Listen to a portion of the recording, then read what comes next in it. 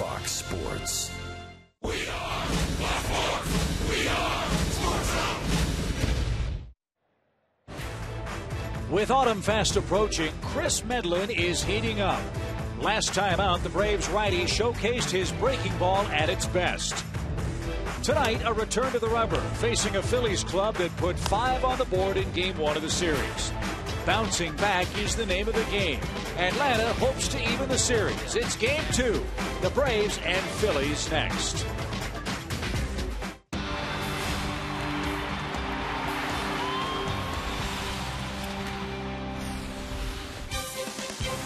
From Turner Field in Atlanta, it is time for Braves baseball. A gorgeous night here in Atlanta, where the Braves try to even up this series with their Eastern Division rivals. The Phillies are in town for the middle game of our 3-game series. Hi again, friends. Chip and Joe back with you at the ballpark. Last night, Cole Hamels beat the Braves by a final score of 5-1. That's big news for the Phillies, who snapped an 11-game road losing streak. The big news today, Dan Uggla to the DL with eye surgery. Tom Hart will have more on that in a moment. And even bigger news, Joe, is the pitching of Chris Medlin. He goes for his 4th consecutive win tonight. He's pitching great right now, and I think his last start against Washington told everybody that Chris Medlin is beginning to find the success that he enjoyed last year this time, and that is a good two-seamer backing up to the outside corner that has a lot of hitters griping. He had a very good curveball. In fact, he said it was probably his best curveball of the year, and that gets hitters off his changeup, which he will tell you is his best pitch. That was very Chris Medlin-like from 2012. There's the line to prove it. A walk and some strikeouts. He was in complete command. He did give up a 2-run homer to Jason Worth. And tonight, if he can keep the ball in the ballpark, he's got a great chance of winning. And Turner Field, as you know, has been a great home field advantage for the Braves. We hope that will continue to be the case as the Braves take aim at Georgia native Ethan Martin. We'll tell you about the young Phillies right-hander when we come back to Turner Field right after this.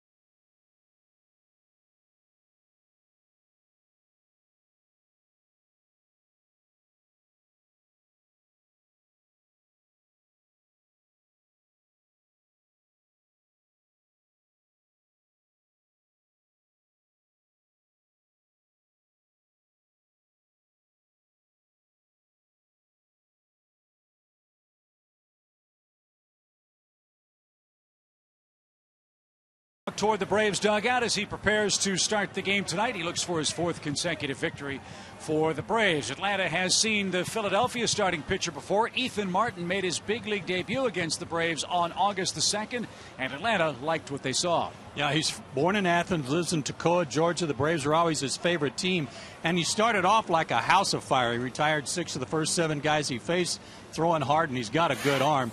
But after that, his stuff began to dwindle a little bit. And you're seeing some back-to-back homers here, one by McCann, one by Chris Johnson. Braves knocked him out in the 5th inning. He wasn't able to escape. But remember that scene we had when he was talking to his pitching coach, Rich Doobie? Boy, I mean, eyeball to eyeball as Doobie was trying to help him after his first start. He's got good stuff. Won his last start against the Cubs. We'll see his 3rd start tonight. Yeah, you were really impressed with Ethan Martin and how he dealt with his first big league game. Braves fans are very impressed with our Georgia lottery hitting the jackpot. Well, he's got his work cut out for him. The top 5 guys in the order are all doing good things right now for the Braves. The bottom part of the order looks a little different tonight. We'll talk about that as we go along. But all 5 of these guys red hot in one way or another. Great night for baseball. No sign of rain here at Turner Field. That's always good news. And Chris Medlin's on the mound. That's good news, too. It's the Braves and Phillies. Game 2 of this series is coming up right after this.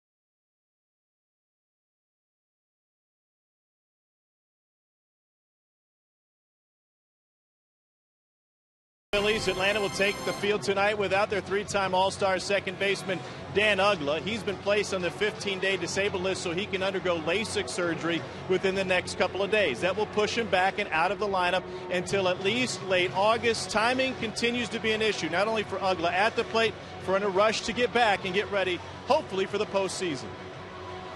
My goal was to try to make it to the end of the season.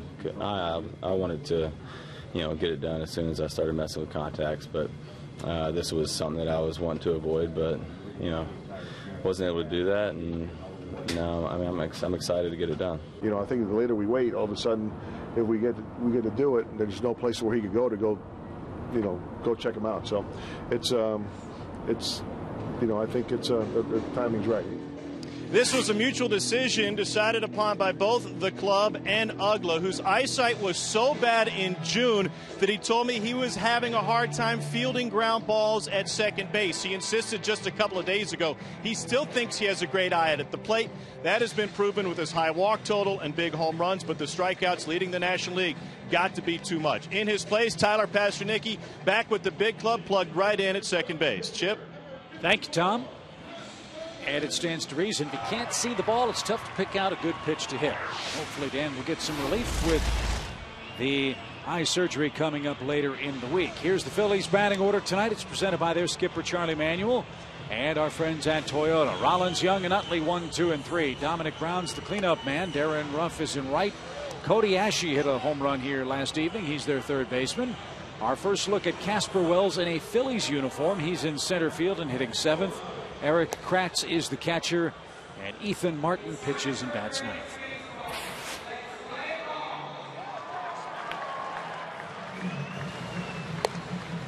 It's home and road. He's 4-5 at home with a better ERA than on the road, and quite a difference in the home runs he's allowed this year. Just 3 here at Turner Field in 11 starts. His 4 keys to pitching success tonight. Hopefully that baseball smells to his liking. Number 1, 31%. 31% of the runs he's allowed this year have come from the home runs he's allowed. So if he can keep the ball in the ballpark tonight, you like his chances. And his curveball has improved to the extent that he thinks that it actually is enhancing his changeup. So hopefully he'll have a good curveball tonight to go with that two-seamer that's been so effective lately. And in Chris's start against the Phillies on August the 2nd, he threw 27 curveballs in that game. More than any game he's ever pitched in the big leagues. So we will indeed keep an eye on that breaking pitch tonight as he starts Jimmy Rollins with a strike. Partly cloudy night, 85 degrees at first pitch. And there's the changeup, and Rollins missed it. Back up two-seamer for a strike, then the change.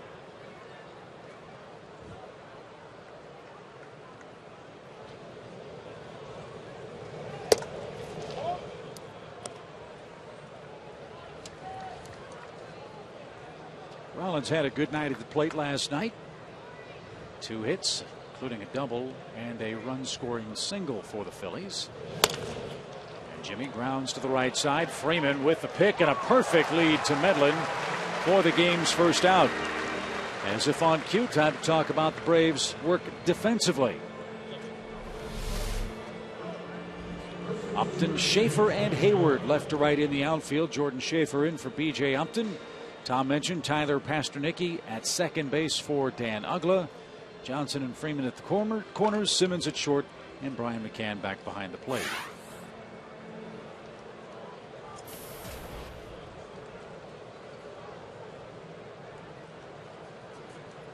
This is Michael Young.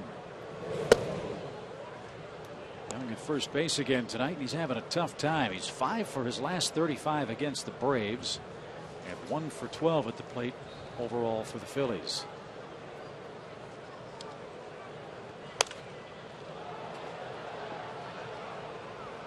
Out of play for an even count.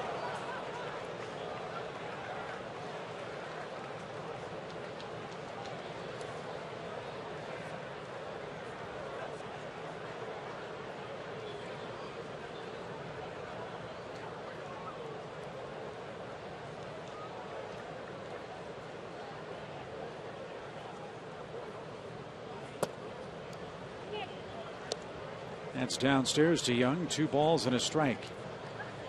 When the Phillies got Young from Texas, they were hoping he'd add a little more pop to their third base position. They didn't get a whole lot of thunder over there last year.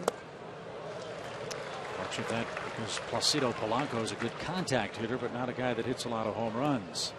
In fact, the Phillies as a club last year hit only 5 home runs for all of their third basemen. Ground ball right side, and Young guides a single through on a 2-2 count, and that's the first hit of the night for the Phillies. His first hit off of Chris Medlin, too. He'd been 0 for 7 with 3 strikeouts. But behind in the count, it goes the other way. And that fastball had too much of the plate and was belt high.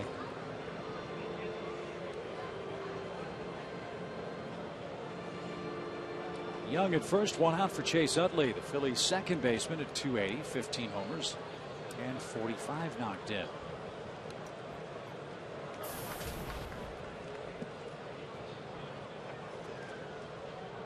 Two hits and a run for Utley last night. And he takes a strike. Will Little, by the way, is the home plate umpire. This is the first time we've seen him. It is. He has an interesting story I'll tell you about in a second. First, the one pitch to Chase Utley. And I'll tell you now, you've heard of the Can-Am League, right? Yes, independent league. Will Little is the first umpire from the Can-Am League to make it to the big leagues. Hey, good for him. And only the second independent league umpire ever.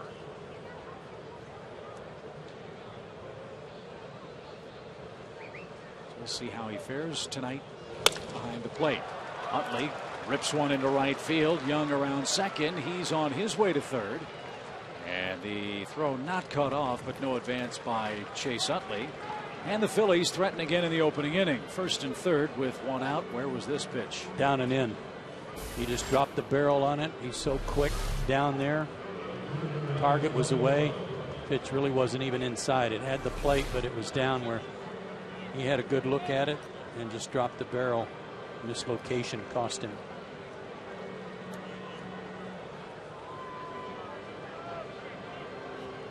And now Chris has to face the man who you could say has been the best Phillies hitter all year as far as the production's concerned. 26 home runs and 75 RBIs for Dominic Brown.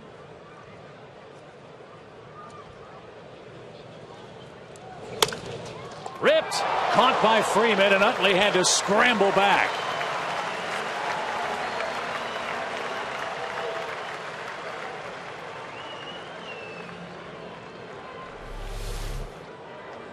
Good thing Freddie bounced off like he did many times. The first baseman, when he's holding a runner with a left-handed hitter up there, he plays him more like a pull hitter so he doesn't come off the bag too far. But Freddie, thankfully for Medlin, bounced off there a pretty good distance and was able to backhand that. Speaking of thankful, Chase Utley might be delighted that Freeman caught that ball. Otherwise, it might have drilled him. So 2 outs for Darren Ruff. He's in right field again for Philly tonight. There's the good curveball. Chris has not pitched well against the Phillies in his career. He's 2-2 with a .585. He has beaten them this year, and that's part of this 3-game winning streak. He beat him back on August 2nd, but he gave up 3 homers in that game, and this guy hit one of them. Delman Young hit one, and so did Chase Utley. So it's a team that has given him some problems. Hopefully tonight he'll be able to get the better of them.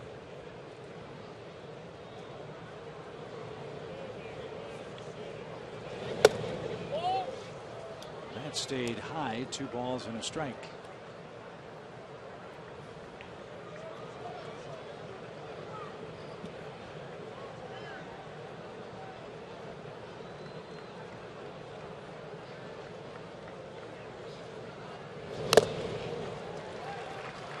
Was fouled off catcher Brian McCann, and now Medlin's a strike away from escaping the first inning.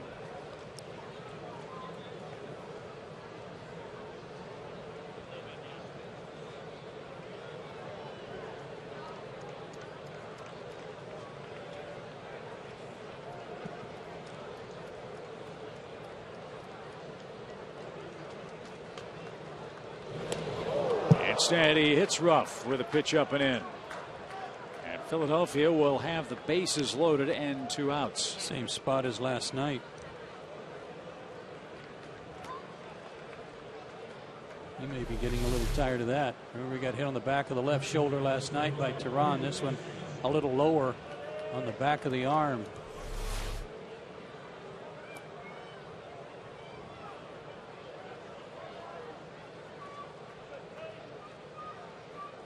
So the trouble continues for Chris in the first. 2 singles, a hit batsman, and now Cody Ashe, the third baseman.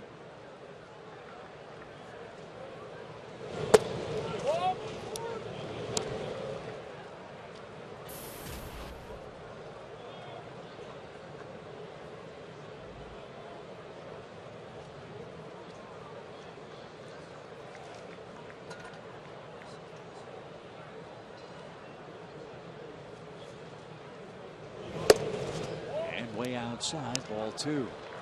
Ashe picked up his first big league RBI against the Braves on August 2nd. And last night earned his second major league home run.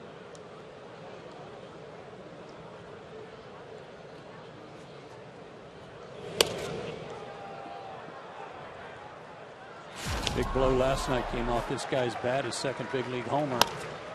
Not a bad pitch from Tehran. About 93 on the pitch, but he turned on it. Good swing.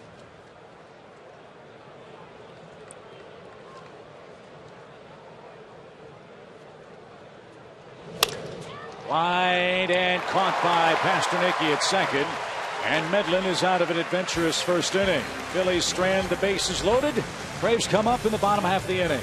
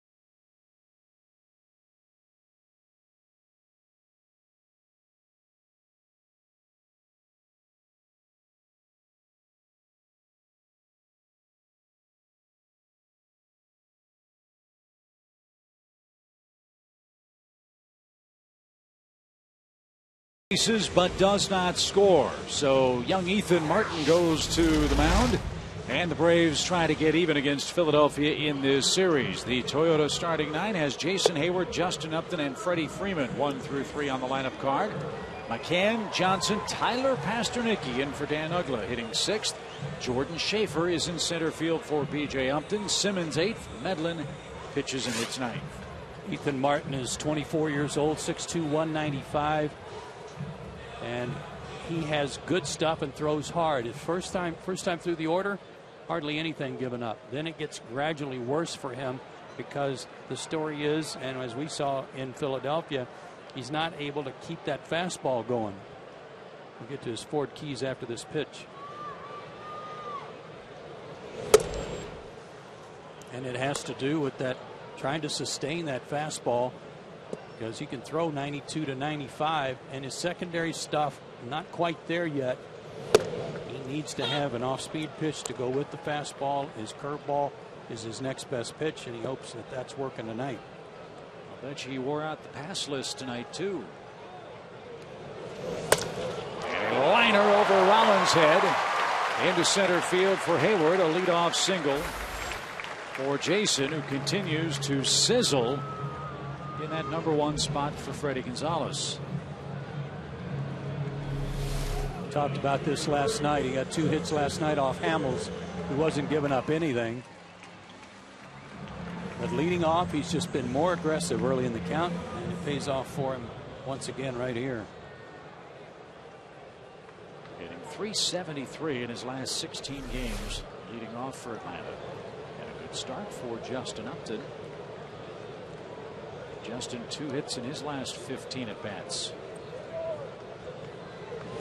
One of them a 9th inning double off Hamels, and that led to the lone Braves run. Hamels got the complete game but couldn't shut out the Braves.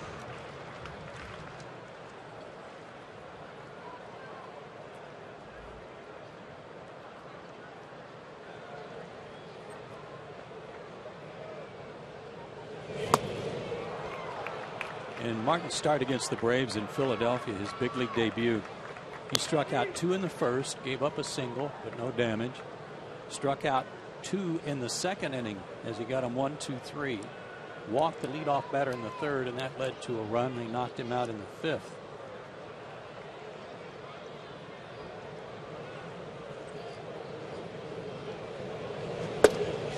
So how much of that drop-off, Joe, was just the natural adrenaline release for Martin making his big league debut? I think there's a lot to that, but he needs to try his best. He's strong enough, 6'2", 195, to be able to work through that. Pitched enough at AAA this year to have some arm strength built up.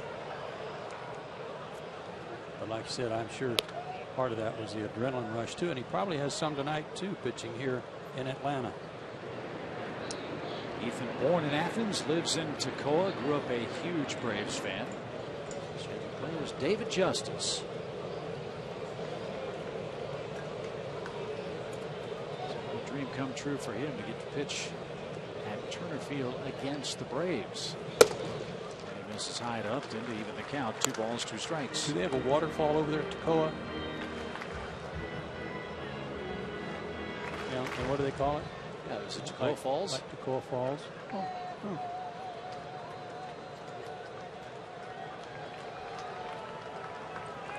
2-2 pitch. And it's outside, 3-2.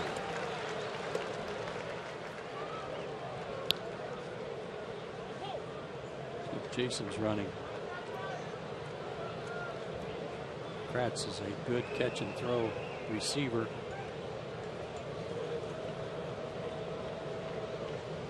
He is going. And Upton fouls it away to the right. 95 on that fastball. Like Justin cut down on his swing a little bit too, maybe thinking about trying to go the other way.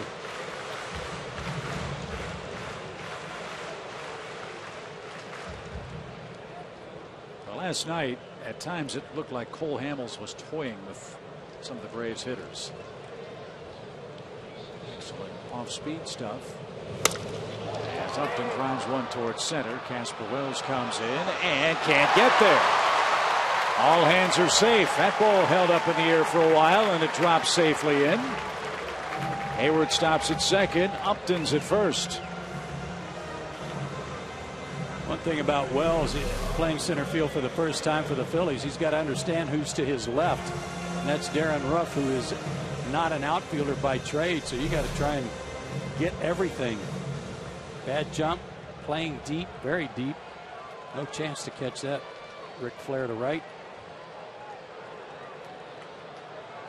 21st game in the big leagues for Wells in center. And now Freeman bats. And the point I was going to make about comparing Hamels to Martin, probably not as much guesswork with Ethan Martin because everything's so hard. See if that helps the Braves get some early runs working.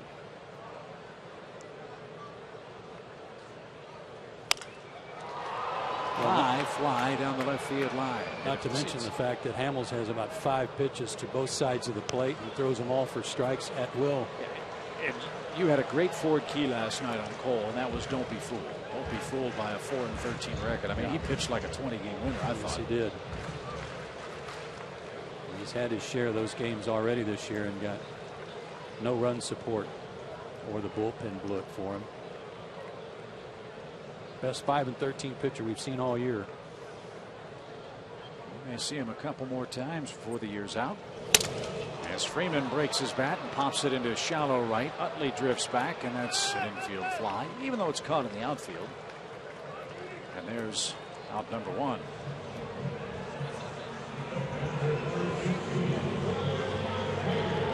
So Martin got one of the best hitters in baseball with runners in scoring position to pop out.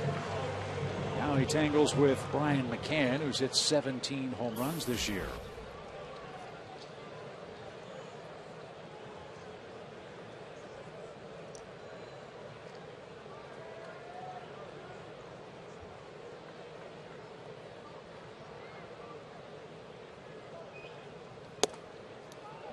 It's a pretty salty trio an opposing pitching staff has to go through.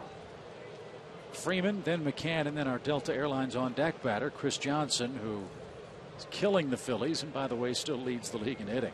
5 multi-hit games against them, and a total of 10 games between the two teams. That's a good secondary pitch. Yeah, that was a beauty. Big slow hook. He needs something to get the major league hitters off his fastball. Give him something else to think about.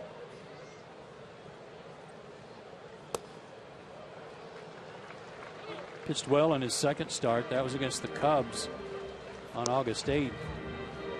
5 innings. He only gave up 1 run. 3 walks, 4 strikeouts. Gave up a homer.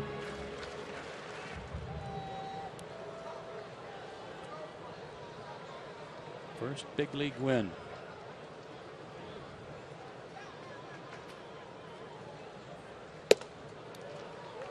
And these are important starts, quite obviously, for Martin as he starts his big league career. The Phillies have some questions about their rotation next year. You figure Hamels and Lee will be back, Kyle Kendrick, but after that, maybe anybody's guess.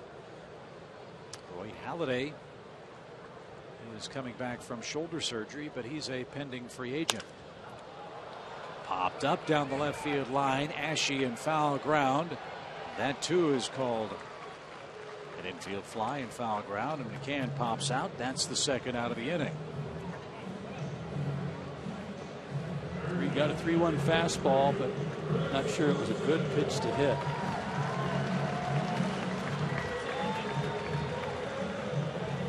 Now the Phillies wasted a big chance in the first inning. Let's hope the Braves don't waste theirs. 2 on, nobody out. Now it's 2 on, 2 out. Still nobody across for Chris Johnson.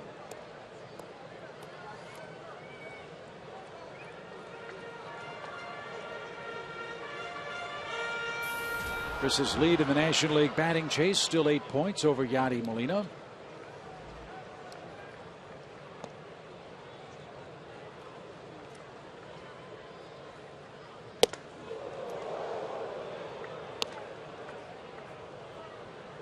And with runners in scoring position this year, Chris has been one of the best Braves all season, hitting .333. And even better, .395 with 2 outs. He's tough to defend. Infields and outfields have to play him straight up because of his ability to hit to all fields. Although Wells has him shaded a little bit to right center in the outfield.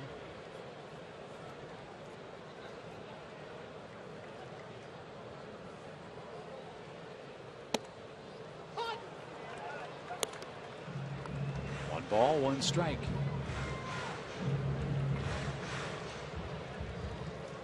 Martin's been pretty consistent, 93-94 with his fastball in the opening inning.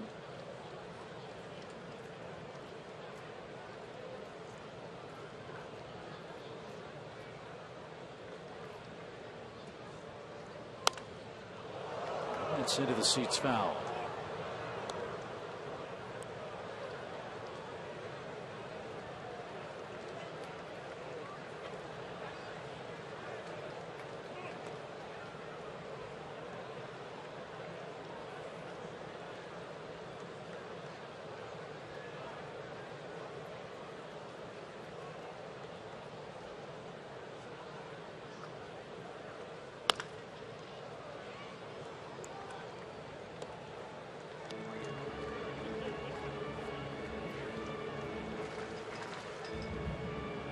Good 95 fastball right there, trying to get it in far enough that he couldn't inside out it, maybe get a broken bat grounder. But even then, Chris got the barrel on it, pulled it foul.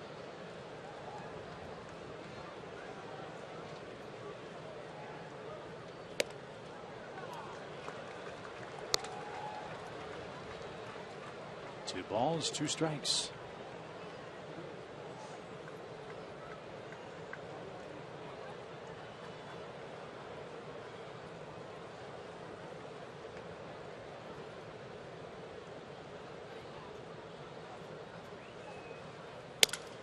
There's the broken bat, but it's popped to Chase Utley.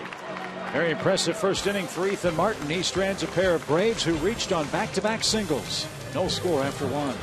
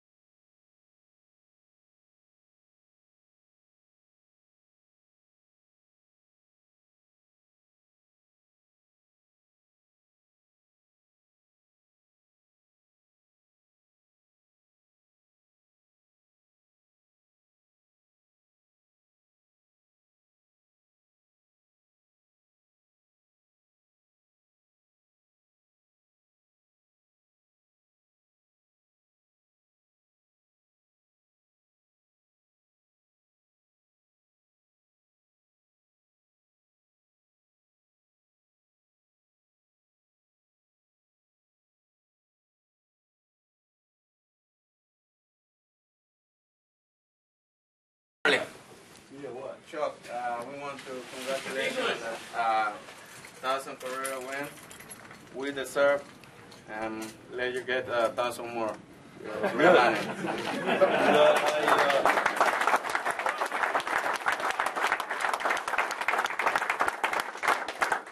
want to thank you, but no way could I ever do this without you guys. You know that. You guys that play the game, you guys that make this happen, and actually it's really good to be along for the ride.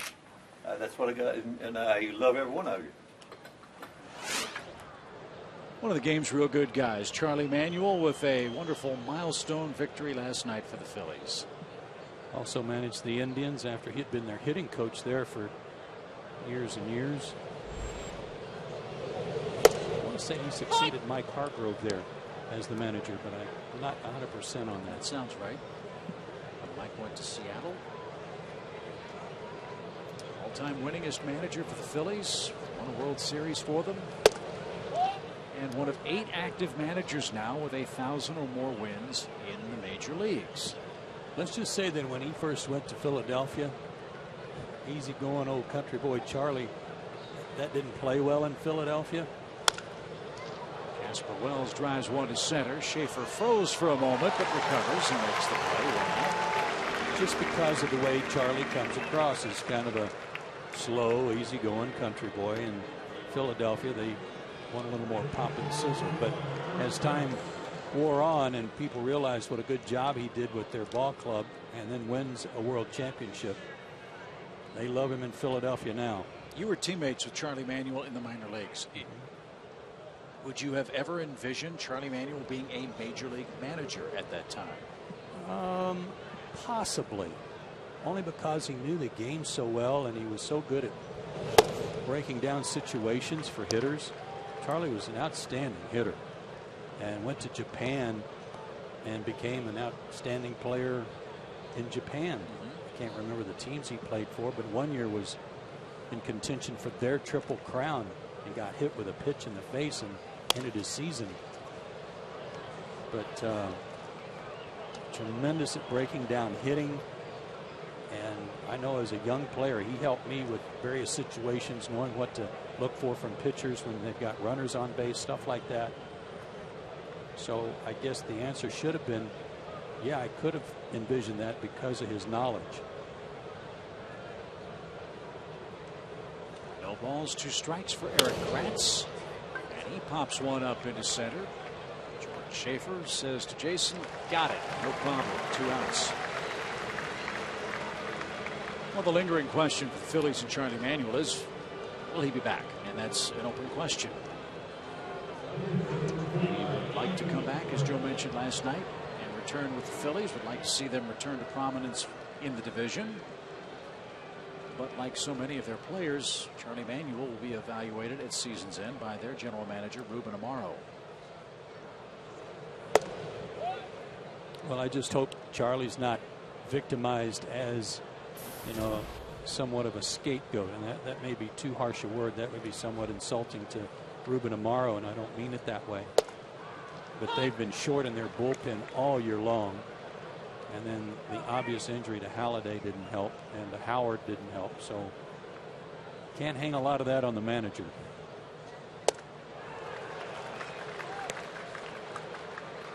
One ball, 2 strikes to Ethan Martin. Chris Medlin looks for an easy inning.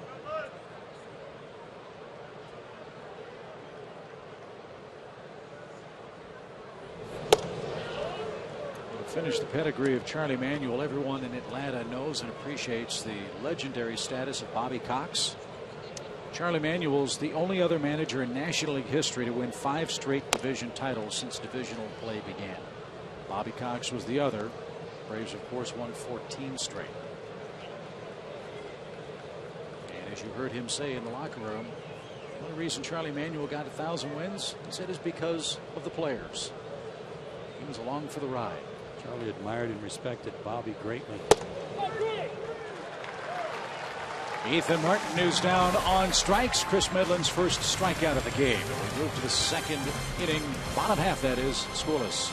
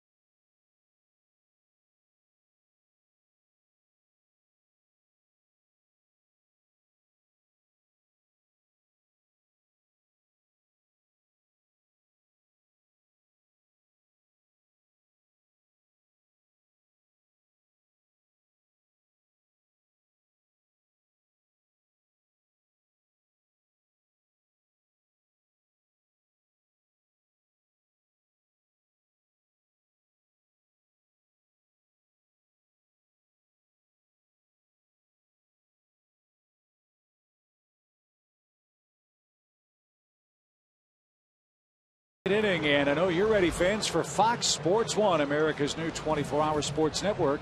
Fox Sports 1 will be your home for great live sports, all the news and highlights you want, and shows and specials that only Fox can bring you. America's new sports network is Fox Sports 1, and it's coming in 4 days.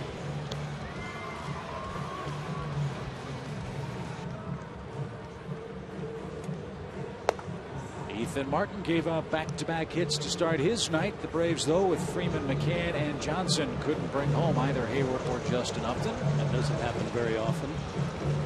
And now Tyler Pasternaky will get his first at-bat of the game. You missed the story tonight. The big news around the Braves is Dan Uggla will go to the disabled list. He will have eye surgery later on this week, LASIK surgery, that is. He's hoped to return in a couple of weeks and be good to go for the rest of the season and on into a deep postseason run. And if you're wondering, well, why later this week? If that's the case, then why did he go on the disabled list today? But you have to not wear your contacts. That's what Pasternaky does. He can shoot the ball to right field. He singles. That's the third Atlanta hit. You've got to be without your contacts for about 3 days before they do the surgery. So that started for Dan last night, and he'll be ready for surgery in a few days. For Tyler, he's got something interesting working here. He's hitting .292 at Gwinnett, and in the big leagues this year, prior to that at bat, he's hitting .292. Very consistent offensive player.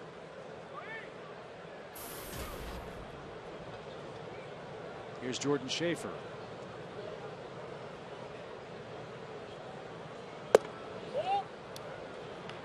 With the continued struggles of B.J. Upton, I asked Freddie Gonzalez about center field. Was this just an off night for B.J. Upton? Or was he leaning towards a platoon situation in center field? He said, well, it's not really a strict platoon, but Braves are going to take a look at Jordan against right-handed pitching and see if he can get on a roll. I imagine, Joe, at this time of year, no matter what the divisional lead is, no favorites. You play the guys that are playing best. Play who's hot. I think Jordan was positioned to play a lot in center field right at the point where he got hurt.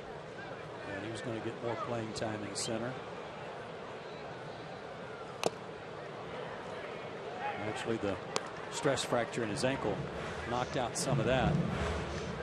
Slowed that process down. But I asked him today around the cage if he was able to do everything he wanted to do, and he said yes, pretty much.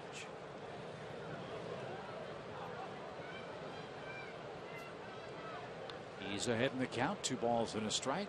Pasternaky can run. He's got a decent lead at first, and he's going. And Schaefer skies one towards center. Wells goes back a few steps, and Casper hauls it in for the first out. One away for Andrelton Simmons.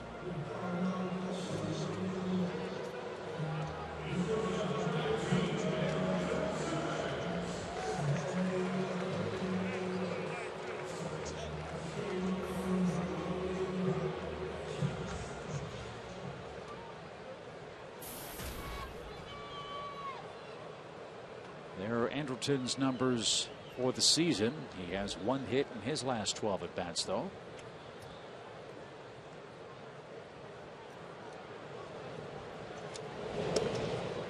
Might be over swinging a little bit. He's really had some aggressive, big, hard, long swings at some pitches already on this homestand.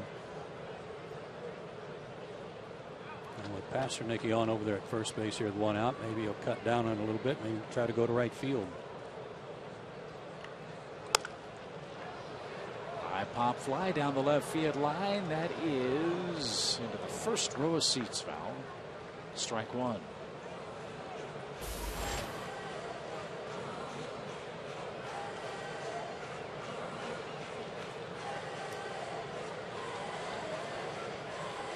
Don't know if this is an accurate indication of whether or not he's overswinging or not. You might recall Andrelton had the remarkable July that saw him strike out just twice. Here on August 13th, he's all the way up to 5 strikeouts. That almost hit him. I don't know how it didn't hit his hands. That was so far inside.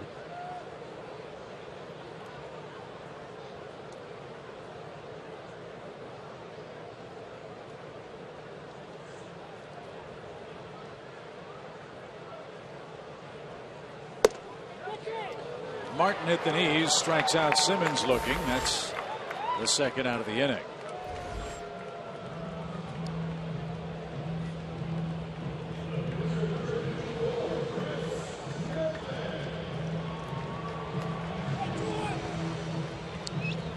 His first strikeout of the game. Now Chris Medlin bats. The Braves pitcher's done a good job at the plate. Homer, 3 RBIs.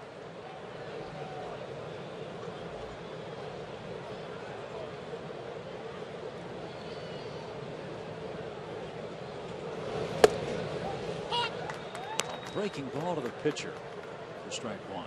Good scouting report.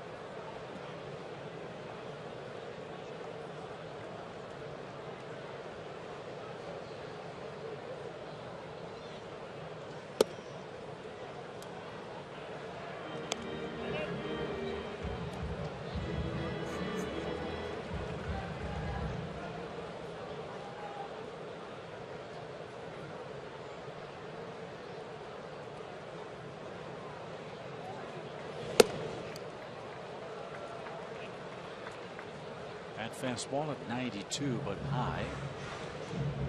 Medlin ahead in the count. Yeah, we'll monitor that as we go along. Average fastball speed, inning by inning. As high as 95 last inning. The time he got knocked out of the game in Philadelphia, he was 91, 92.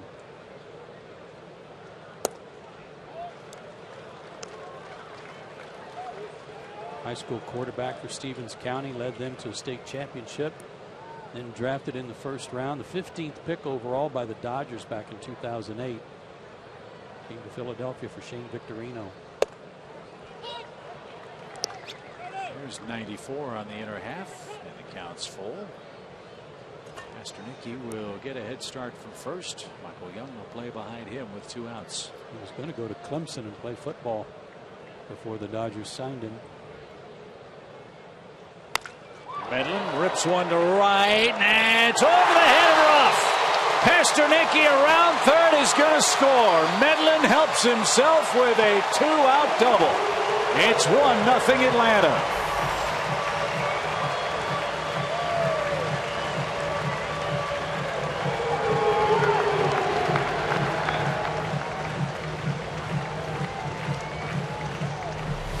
Reminiscent the other night, or the other day, of Henderson Alvarez in the double he smoked over the head of Justin Upton.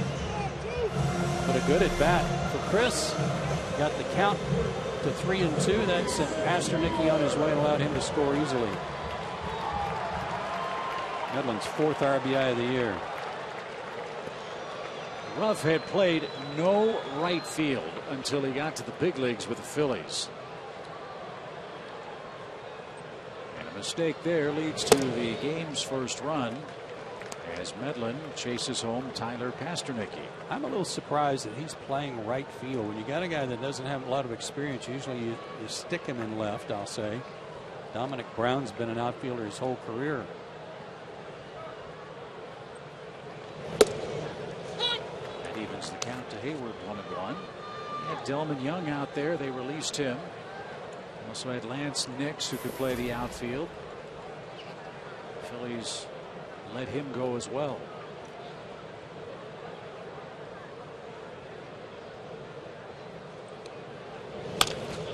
Jason pulls this one towards second, and Utley makes the play, and that retires the side. Love it when pitchers can help themselves at the plate, and Chris Medlin did just that. His double scores Pasternicki, and the Braves lead 1-0 headed to the third.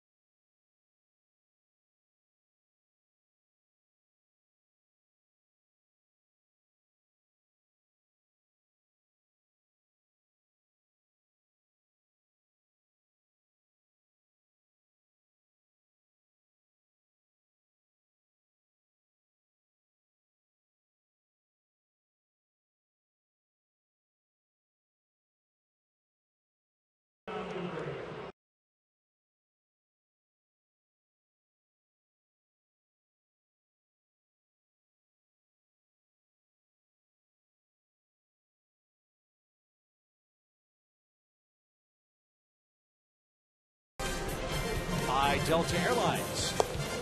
And by Ford. Atlanta strikes first in the second inning. We head to the third inning, leading 1-0. We wrap up the series with the Phillies here tomorrow night. Here are your Chevron probable starting pitchers. Brandon Beachy coming off his best start his last time out, picking up his first win of the year against John Lannon, the former Washington National, who got lit up by his former team his last time out, but always gives the Braves some trouble. Big over-the-top breaking ball from the left-hander. Beachy will be looking for his first ever win against the Phillies in 8 starts, 0-3.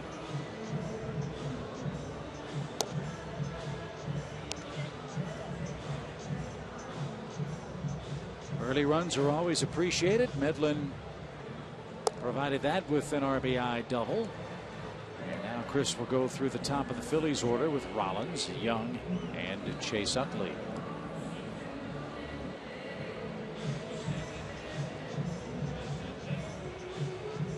School's back in session here in Metro Atlanta. Hopefully we'll see a good crowd here tomorrow night. Then after an off day Thursday, you know big crowds are scheduled for the Washington Nationals.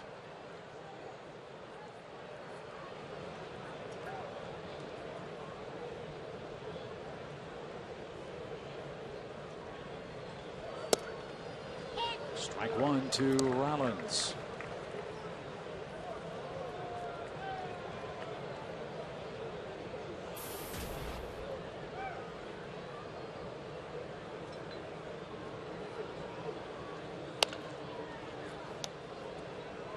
Samuel with the play in the first base coaching box. Chris ahead of Jimmy, 0-2.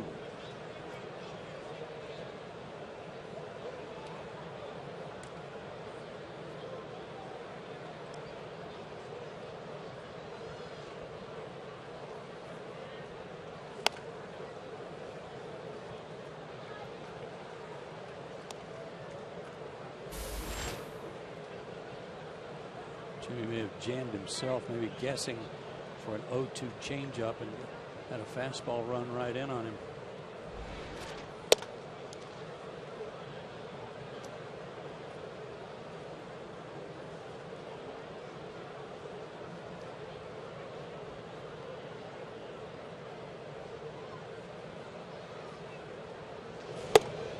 There's the inside corner, and Rollins took it.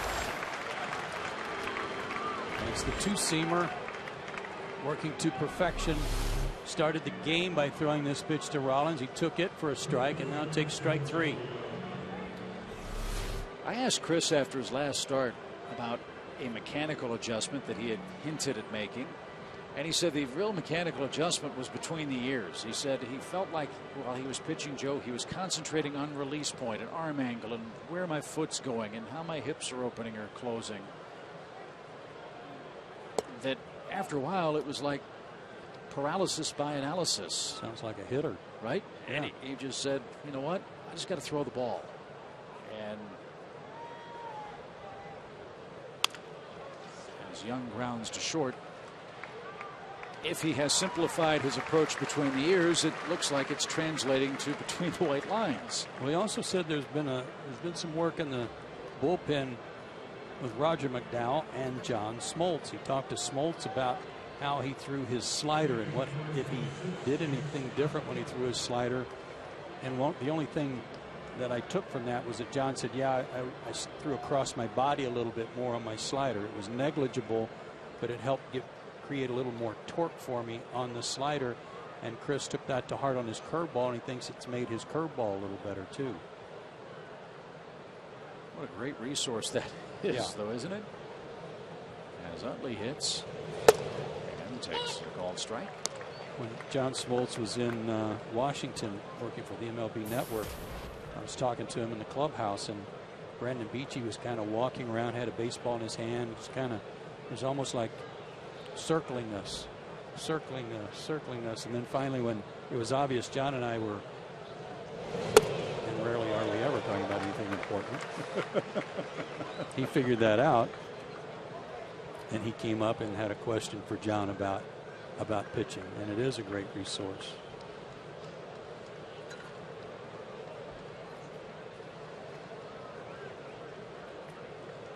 Edlin's got Utley behind 0-2. And that's back to the screen. As we approach 8 o'clock in Atlanta, we're in the third inning.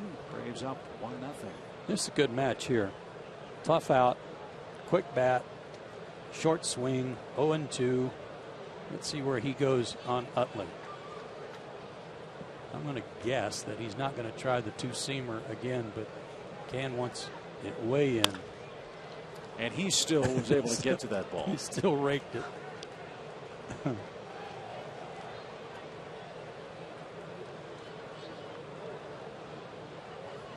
I know he plays for the Phillies. I love watching this guy hit. I do too.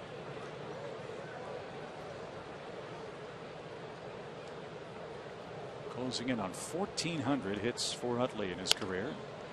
And he'll have to wait to add to the total of 1,368. Johnson in foul ground catches that pop up.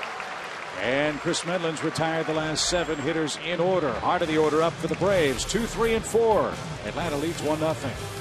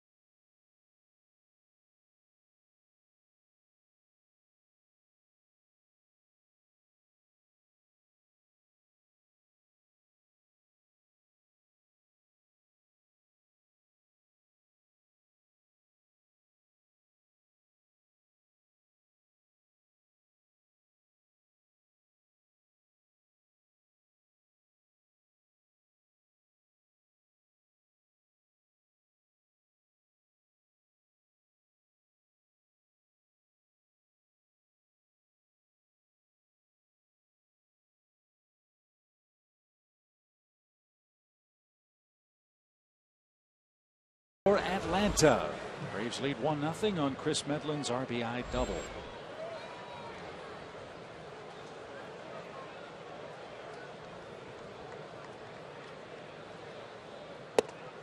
Braves start play tonight, 14 games up in the National League East. Braves also 1 game ahead of the Pirates for the overall best record in the league.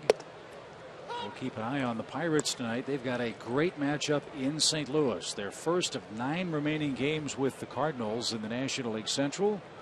It's Charlie Morton versus Adam Wainwright, who was moved up a day to pitch against Pittsburgh in Game 1.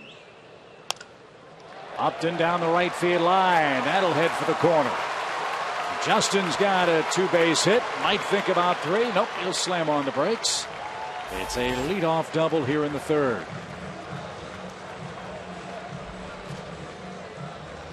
You know, it looked like he was trying to go that way his last time up when he got behind in the count. Put a good swing on that one. Thought about 3, but right there decided to throw out the anchor and take the double.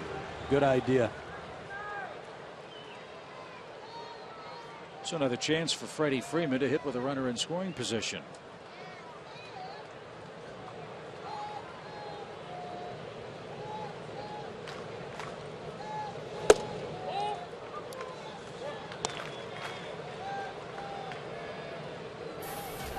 Braves country should have it memorized by now. Freddie Freeman hitting .448 with runners at second base or third base this year.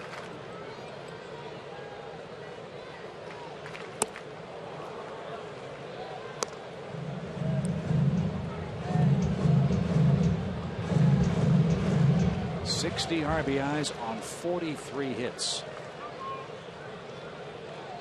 And of those 60 RBIs, he's only knocked himself in 3 times. He's hit just 3 homers.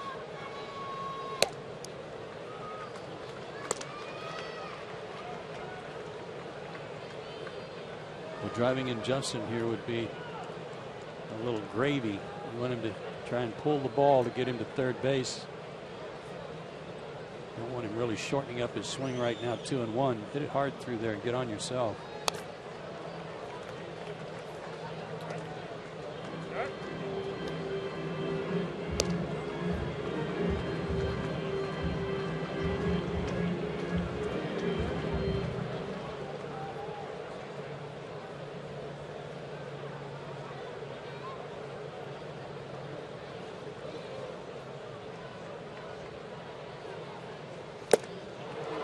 Freddie was late on a 93-mile-an-hour fastball.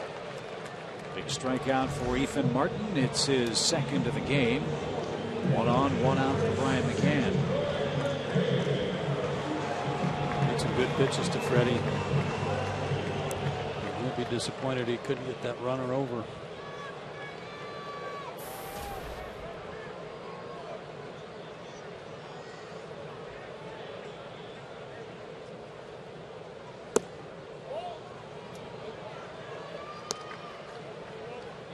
The speed on that slow curve is good compared to his low to mid 90s fastball.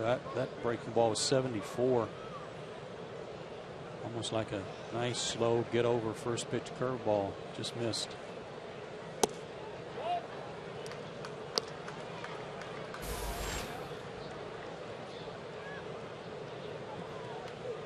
While he hasn't thrown strike 1 very often, he's scattered 5 hits and has allowed only 1 run. He's been in trouble in every inning. And there's that big curveball. Pretty good pitch, 2-0. Hamels did that all night last night behind in the count with his changeup.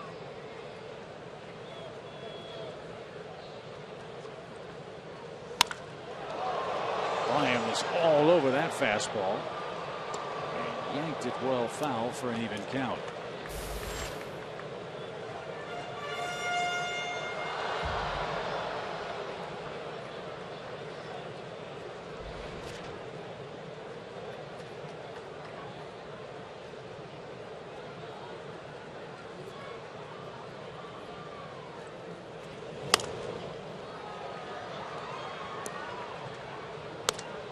So we'll do it again.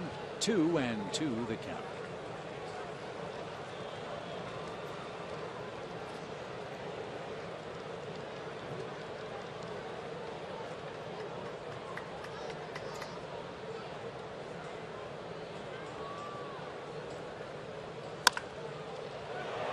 He missed a double by an eyelash. Young was diving at the chalk. I think Eric Kratz has figured out that maybe going in on Brian's not such a good idea. Let's try something different.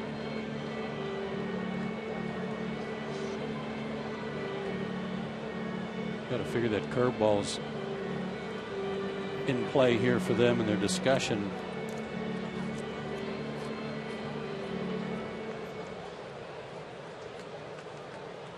If not here, then after a pitch that they want to use to set it up.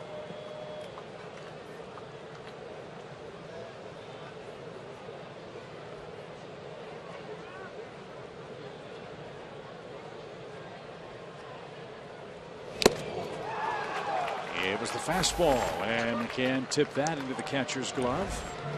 And that's back-to-back strikeouts. This isn't going so well after getting guys to second base and nobody out. First and second, nobody out in the first, and 3 straight pop-ups. And a leadoff double here, and back-to-back strikeouts from the 3 and 4 hitter.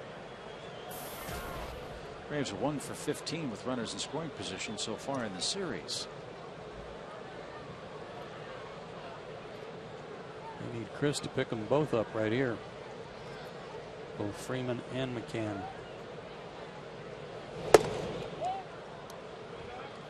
Up and in, ball one.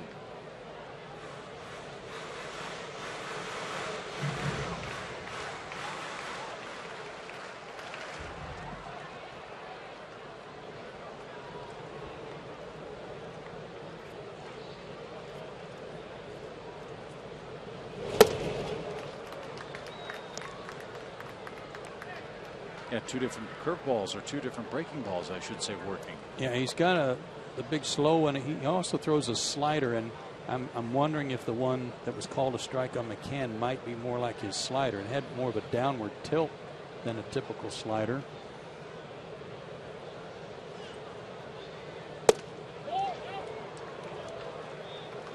And right now, Joe, all of his pitches seem to be crisp enough that there's nothing the hitters can eliminate yet. Yeah, that was a pretty good pitch there. Tough break. He didn't get a strike call there, and good for Chris.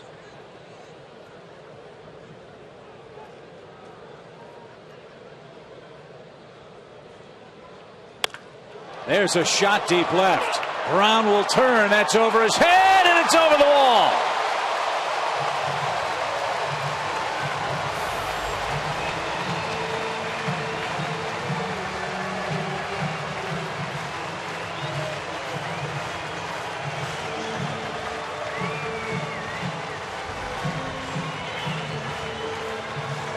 I think he picked him up.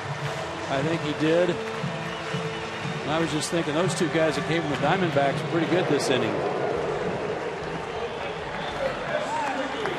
I think that was a breaking ball.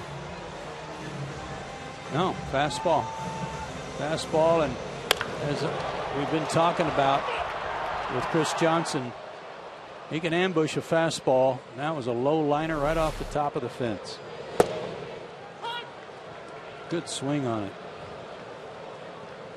Give Johnson 50 runs batted in. And he continues to punish the Phillies as Atlanta now leads 3-0 in the third inning. Fourth home run for Ethan Martin in 12 big league innings. And now a shot off Pasternicki's bat. That's speared by Michael Young. A double by Upton, a homer by Johnson. Fourth inning. 3-0 Braves lead it.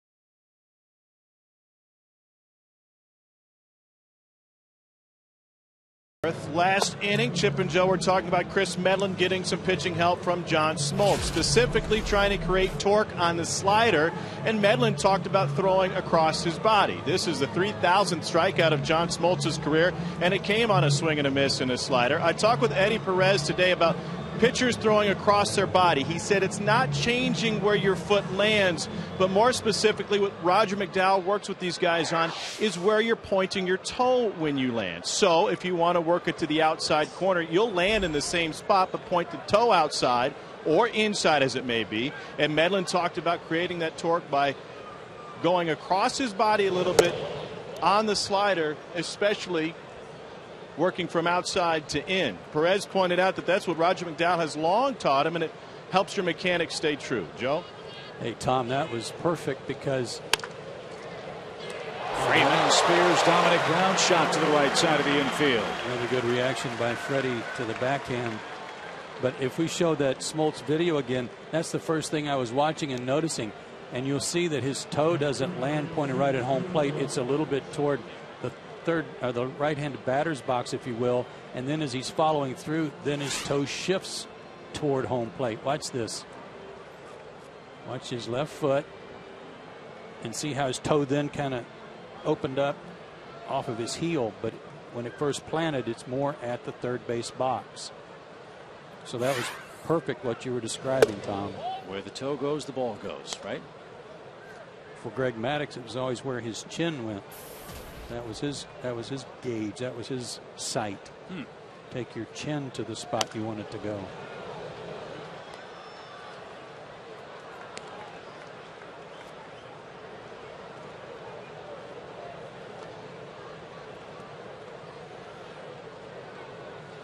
Aaron Ruff with the bases empty for the Phillies. Medlin has retired 8 straight men.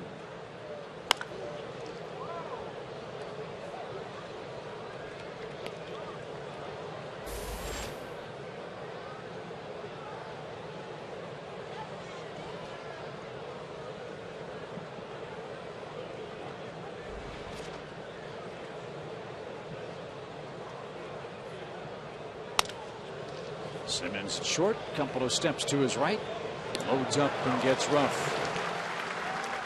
2 outs.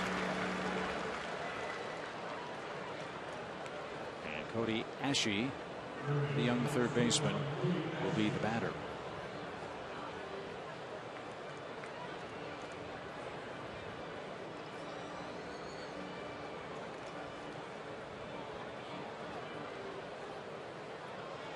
After this series, the Phillies head home. They've got the Dodgers, Rockies, and Diamondbacks coming to Citizens Bank Park. See if the Phillies can cool off Los Angeles. They've won 6 straight again.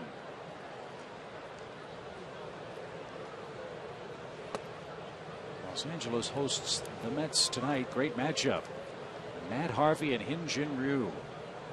Battle of would-be Rookie of the Year candidates.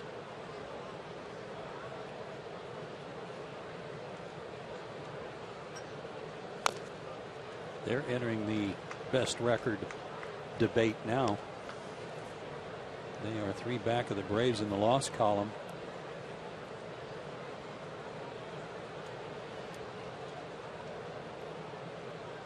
And in the middle of the best 46-game stretch in the history of the Dodger franchise.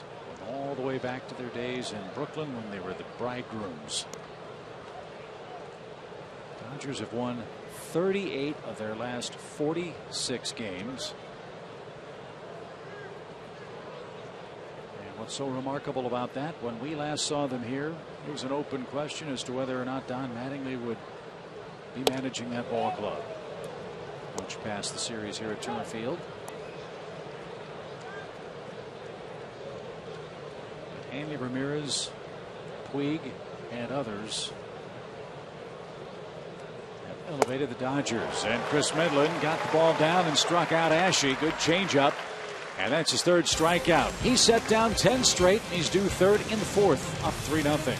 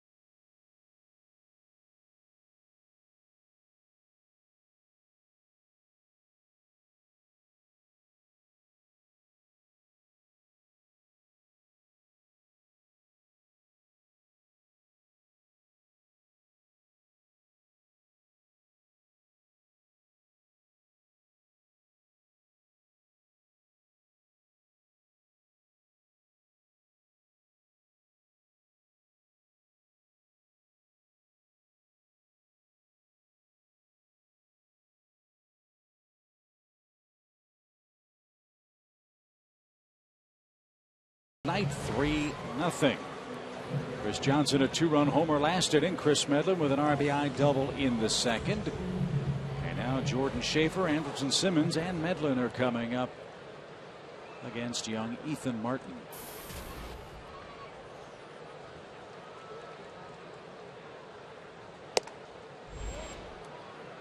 That fastball, 91. Yeah, you wonder if he's already crested. Might have been a two-seamer. He was just trying to run away from him, though.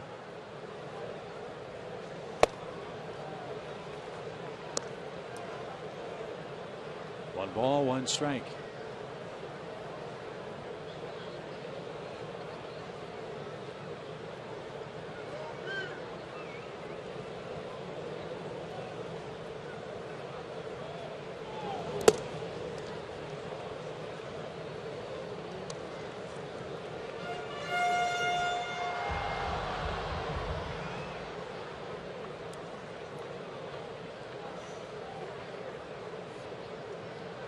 Beautiful late summer night in Atlanta. 85 degrees at first pitch. And now Rollins at short. He'll have to hurry to get Schaefer, and he just did. Good to see Jordan get down the line quickly. No sign of any issues with the leg on that sprint to first. And remember, these are his first at bats. He had 4 the other night in his return from the disabled list. So he's had 6 total at this level after 6 weeks off.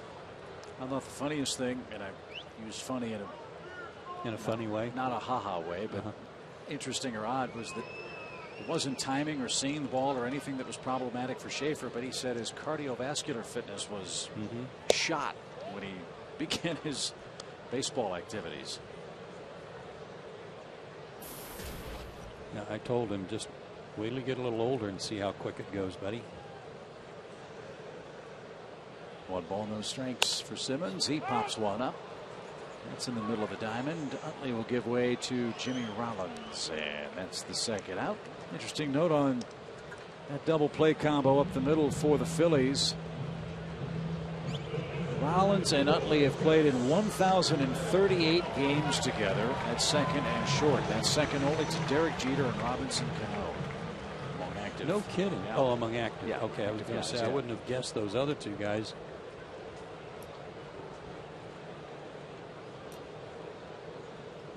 Think how many it would have been if both of them had stayed relatively healthy. You know what's really great about that stat? That was the trivia question tonight. So Really? now they have to scramble. Are you serious? That's what Brian Woodrum just told me, our producer. Well, that's funny. In a ha-ha way. 3-0 to Medlin. How about this? Martin's had some trouble pitching to Chris tonight.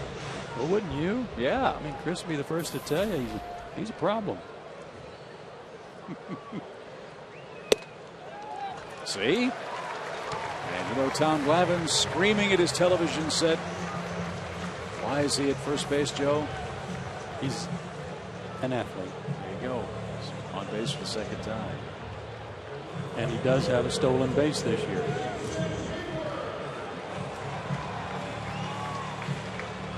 And now trouble for Martin as Jason Hayward hits. Jason has 7 hits in his last 11 at bats, almost a .380 batting average in the last 17 games he's played. That's in large part because of his move to the #1 spot in the lineup. And look, Joe, hitting over .250 now. Well, his last at bat was one of the first times in this good stretch he's been in where he tried to pull a pitch that he shouldn't have. And he hit it sharply, but grounded out to end the inning with Medlin at second. I think he got a little anxious to try to drive him in. But it might have been a two-seamer running away from him a little bit, and he tried to go out around it. He's done a great job of hitting the ball where it's pitched. And last night, going the other way against Hamels was one of his best swings of the year, I thought. I don't know how many guys have had 2-hit games against Hamels who hit left-handed. But Hayward did in game 1 of the series yesterday. He was right on that pitch, but fouled it back. 0-2. Look out, Will Little. Eric Kratz was trying to protect the umpire from the ricochet off the Braves backstop. He took his mask off and maybe more.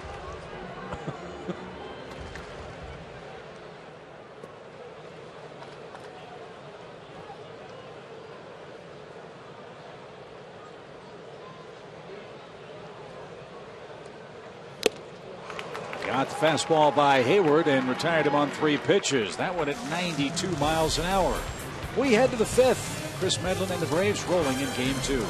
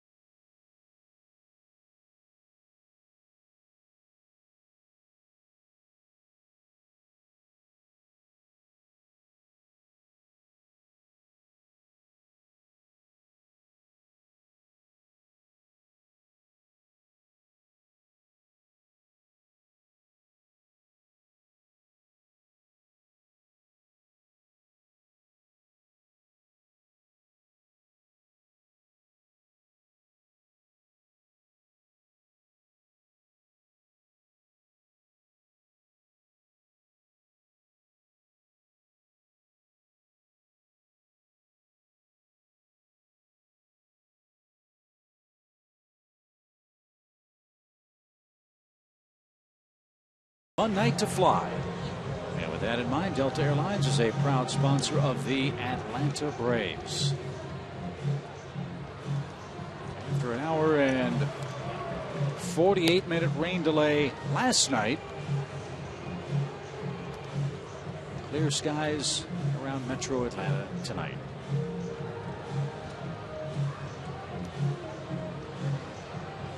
Good work by Chris Medlin. 10 up, 10 down since the hit batsman in the opening inning.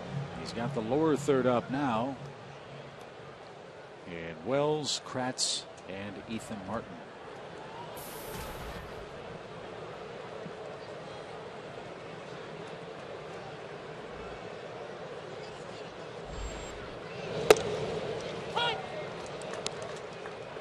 Casper Wells might make the All-Samsonite team.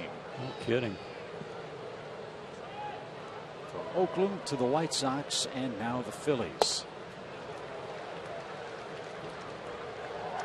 2 good off-speed pitches to start him.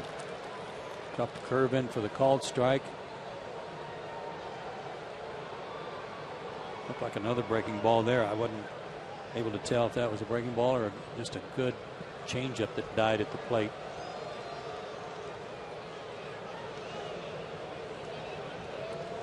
Another curve.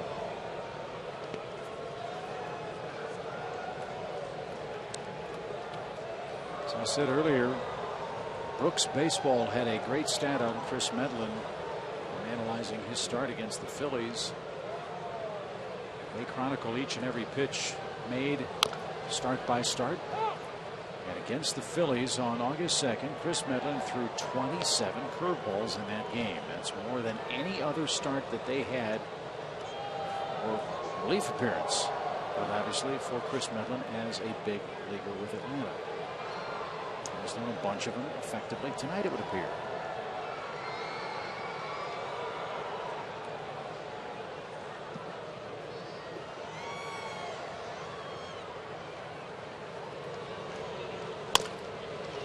Simmons at short. big bounce. And he got Wells by a step. Casper's 0 for 2. Medlin set down 11 straight. Here's Kratz. There's also a rating thing online today from some ex-managers, general managers, rating players by having the best outfield arm, best outfielders, and in this case, the best defensive infielder, Andrelton Simmons, was picked by all of them. Best infield arm, Andrelton Simmons, picked by all of them.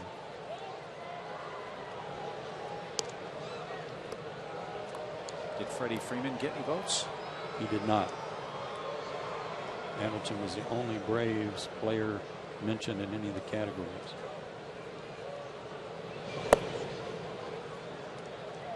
Two balls, no strikes to the Phillies catcher, Eric Kratz. Like Carlos Ruiz, he spent some time on the disabled list. Kratz's injury a lot longer. Almost 4.5 weeks with a knee injury.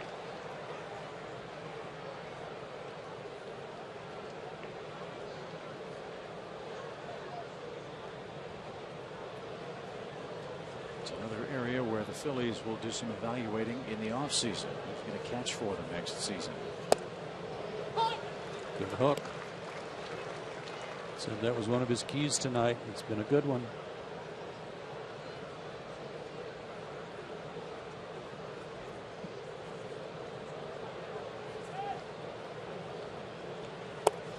Swing and a miss. Kratz is retired on strikes.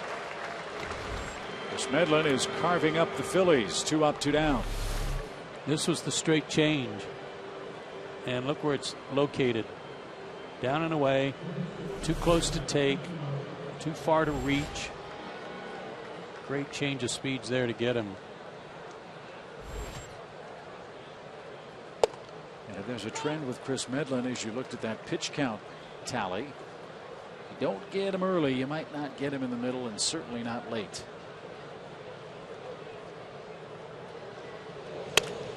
Bouncing ball to first. Freeman's got that. Easy play to the bag. And it's 13 straight set down by Medlin. Justin Upton leads off the Atlanta 5th.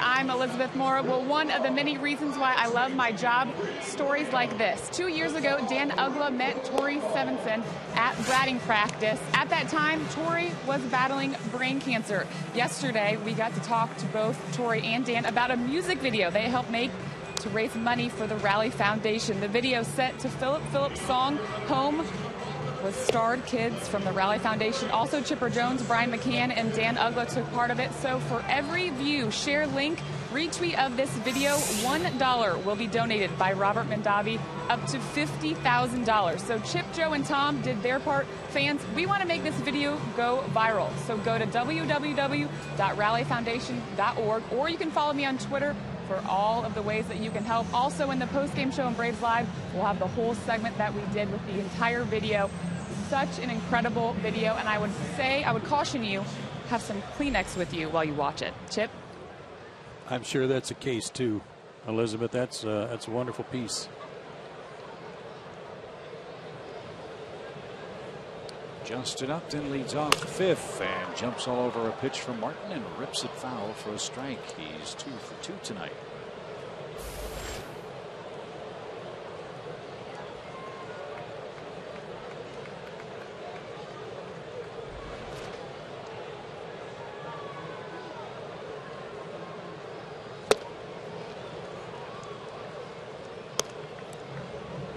No balls, 2 strikes.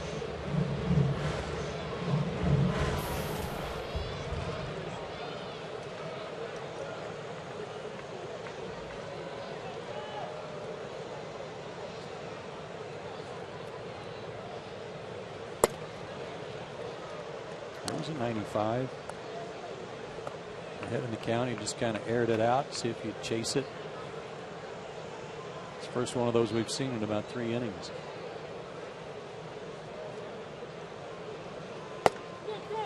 And that's over the outside corner. Upton knew it. Martin has his 5th strikeout. One away in the Atlanta 5th. Freddie's 0 for 2 with a strikeout.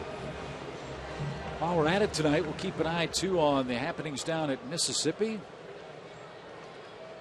Braves country knows all about the prospect Christian Bethancourt, the young catcher. He is on quite a roll. Hitting .288, 10 homers, 40 RBIs. He has a 14-game hitting streak and a Mississippi club record 38-game on-base streak. He'll be playing Pensacola tonight. There's a guy, Joe, it sounds like we've been talking about for a long time. It's hard to, or easy to forget he's only 21 years old. He can put up good numbers if he just stays on the field. He's just battled a rash of injuries for the last couple of years.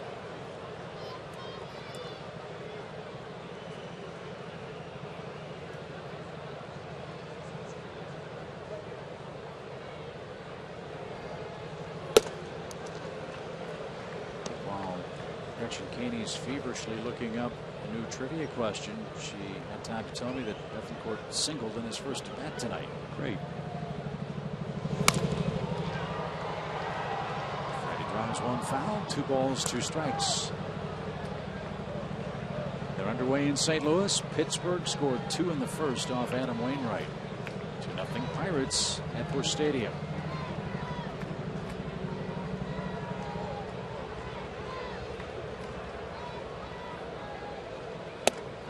How many games do you say they had left with each other? 9? Seems a little early to be rearranging your rotation. The Cardinals aren't playing real well. They've lost 13 of their last 18 games. And St. Louis 3 back in the division. Freeman walks with 1 out. Things a little bit tense in St. Louis. Mike Matheny's the Cardinal manager.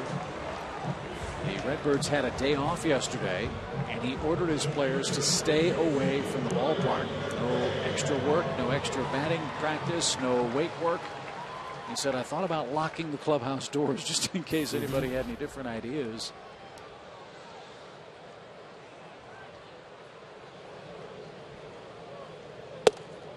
But Clint Hurdle and his Pirates know going into St. Louis this time of year with that race, the Busch Stadium will be loud, it'll be packed.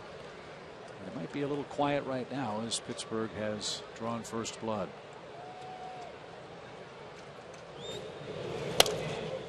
A strike to McCann. No balls, 2 strikes to count to him. I was trying to make sure he's not late on another fastball. He chased a bad pitch his last time up, like he was a little up and out of his zone. Remember that 2-2 count catcher and the pitcher had a little conference about. And he got him again with a 91-mile-an-hour fastball. That's 6 strikeouts. Freeman at first, 2 outs in the inning. Nothing Brian McCann hates worse than getting beat on a fastball. That one was a two-seamer running away from him a little bit. Good pitch.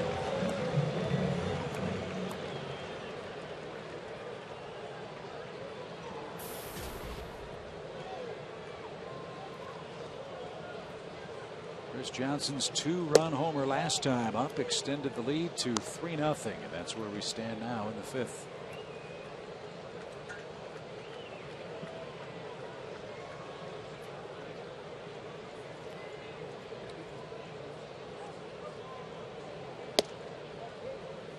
And it was perfectly placed right on top of the fence, and then it spun into the seats. We talk a lot about guys trying to get their front foot down in time and let their hands work. If you want to watch a short stride and a foot down quickly, watch the front foot of Chris Johnson.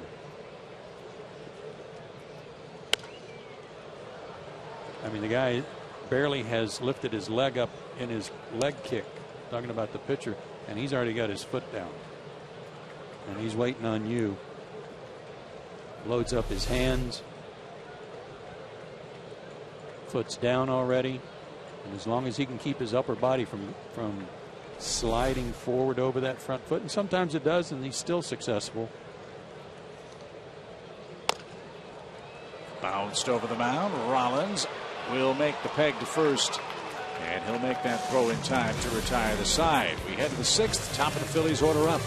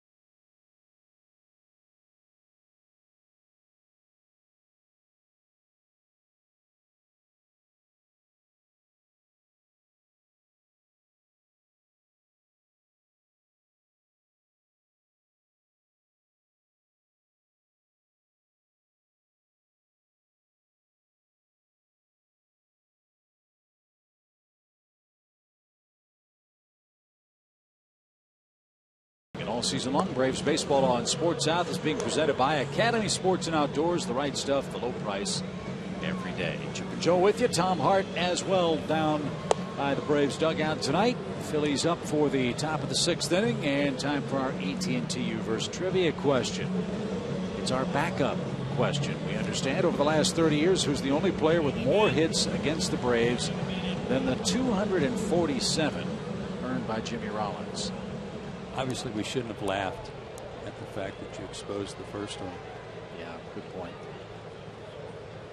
Well, we only have to go back 30 years.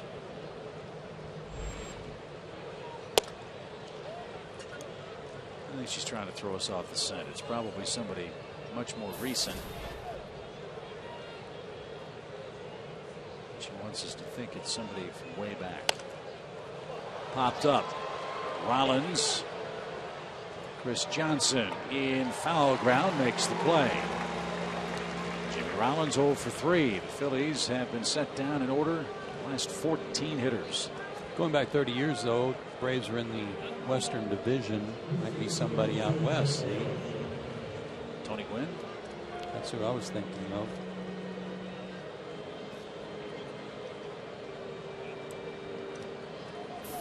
Michael Young has one of the Phillies' 2 hits. Those 2 hits came back-to-back in the opening inning. Brown lined out. Ruff was hit by a pitch, and then Ashe lined to second. Pasternicki made a leaping grab to end the Phillies' first inning threat.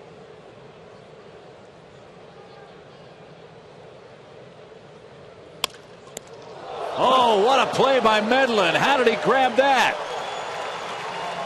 I'll tell you how I can hear it from North Fulton County. Somebody just screamed out, "That's an athlete." Look at this play.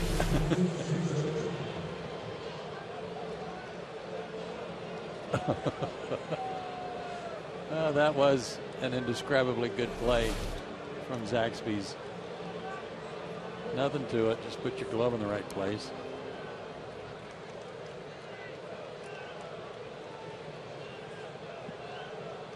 That'll bring up Chase Utley. He's 1 for 2. And that's inside, ball 1. Well, if Medlin can keep rolling along tonight, he will even his record. 10 wins, 10 losses.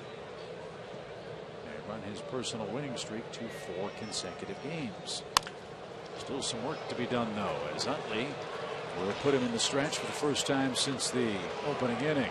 Utley on his way to second. He has doubled with 2 outs. 2 more hits for Chase. And his 20th 2-bagger of the year.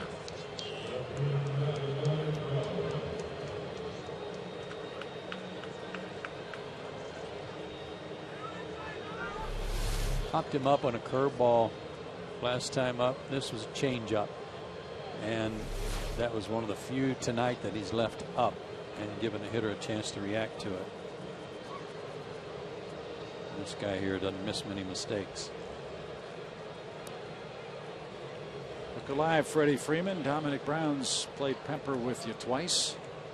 2 lineouts to first.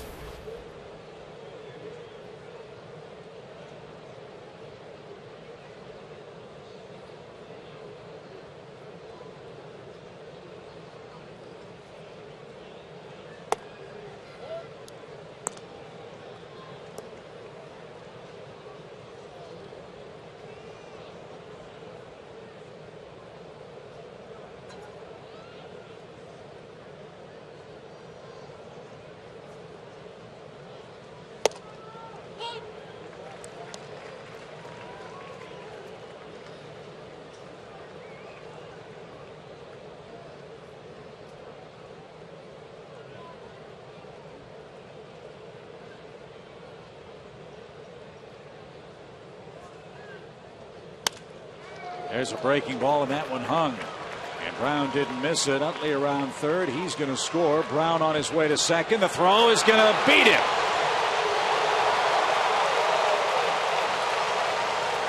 Brown singles home Utley. He's thrown out by Jordan Schaefer at second.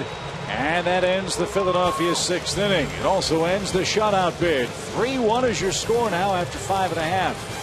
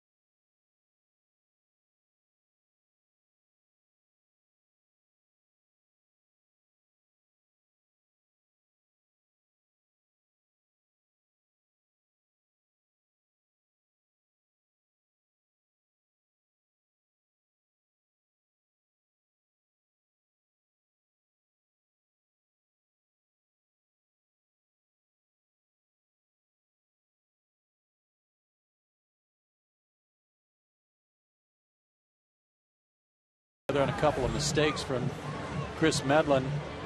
But Chase Utley's not just a solid mechanical player. He's heads up too. He rounded third, took a look and saw that there was going to be a play at second base, and then to make sure that the run counted in case there was a play at second, he last 4 or 5 steps he turned on the jets a little bit to get across the plate before the out was recorded. So a smart player too. The night is over for Ethan Martin, the kid from Toccoa, Georgia. He'll give way to right-hander Luis Garcia, who pitches tonight in his 13th game for the Phillies. Mentioned last night, this is really the Lehigh Valley bullpen with the exception of Jonathan Papelbon. Fastball slider for this guy, and his four-seamer is mid to upper 90s. And your Tyler Pasternicki, saw him a time or two in the International League while with Gwinnett. Let's see if that helps him out. He's hit the ball to the right side twice, once for a hit and a run in the second. He also was robbed by Michael Young that ended the Braves' third.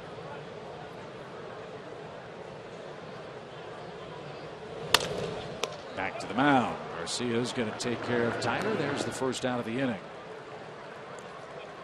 On this Phillies roster, 25 players, of course, in the big leagues. 10 of them spent time with Lehigh Valley this year.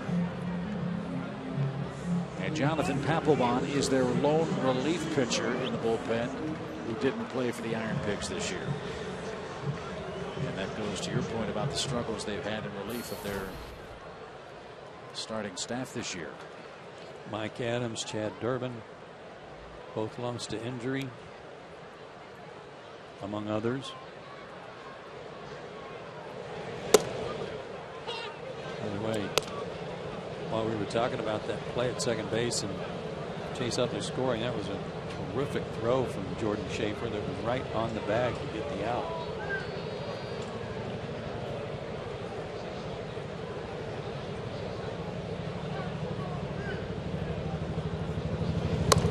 Schaefer tries to bunt. But Garcia sniffed that out. Good play. And quickly 2 down.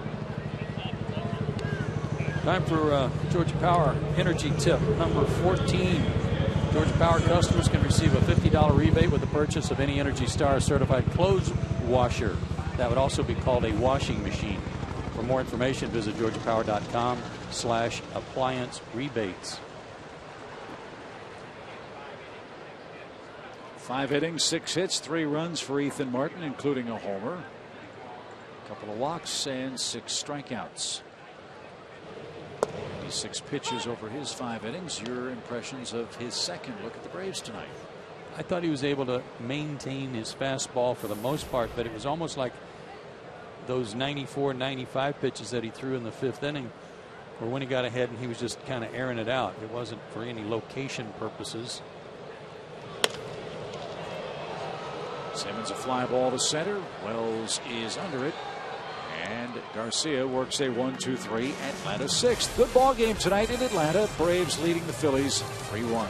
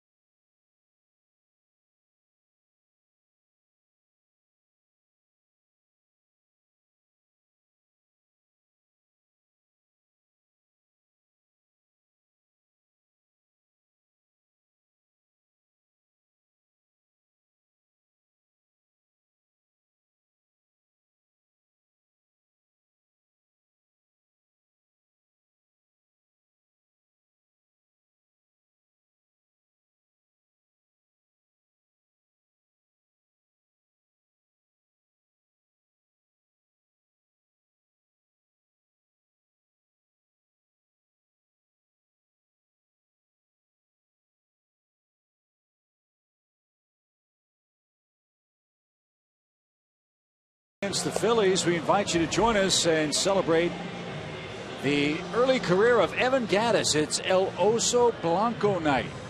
It's Friday, August 30th here at Turner Field. Tickets are just $32. They include an outfield seat in the Bear Cave, an El Oso Blanco t-shirt, and a foam bear claw. Get your tickets to be in the Bear Cave today at braves.com/Gattis.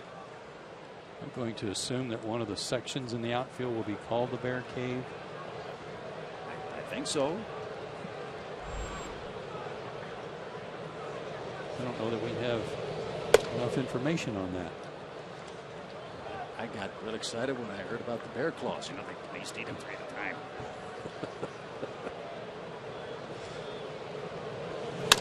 Rough right back where it came from, and Medlin nearly speared that too. So some 7th inning trouble. The Phillies bring the tying run potentially to the plate, and it's Cody Ashe. Well, that's 4 straight hard hit balls of Chris. One he gloved and threw out Young, the double by Utley, the single by Brown, and now that hard comebacker.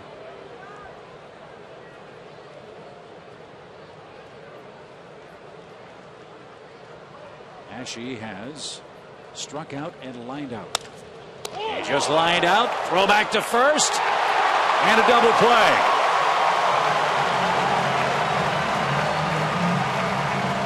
Did Ruff stumble as he made his way back to the first base bag? No, he's just a big old guy, you know. And big guys that don't run well, when they start going one way, it's hard for them to be nimble-footed enough to stop and get back, and that happened to him. Not sure where he was going. Down a couple here. He just couldn't. Yeah, he did. Good call, Chip. I didn't see the stumble, but on that reverse pivot, looked like he double dribbled a little bit. He just couldn't get the ball to come with him. But the Phillies hitting some laser beams off Chris Medlin here. Yep. But he gets Ashe and Ruff for the double play, and now Casper Wells the batter. Let's take a look at our Home Depot tools from the dugout. Second fewest number of errors since the 12th of July, and only 2 unearned runs allowed. That's good pitching too by the staff to cover up any base runners that might have been on from the 10 errors. Got away with another high changeup too. Chris's spot is due first in the bottom of the 7th inning, and there is activity in the Braves bullpen. Swing and a miss. Casper Wells is retired on strikes. Stretch time at Turner Field. Chris Medlin and the Braves lead 3-1.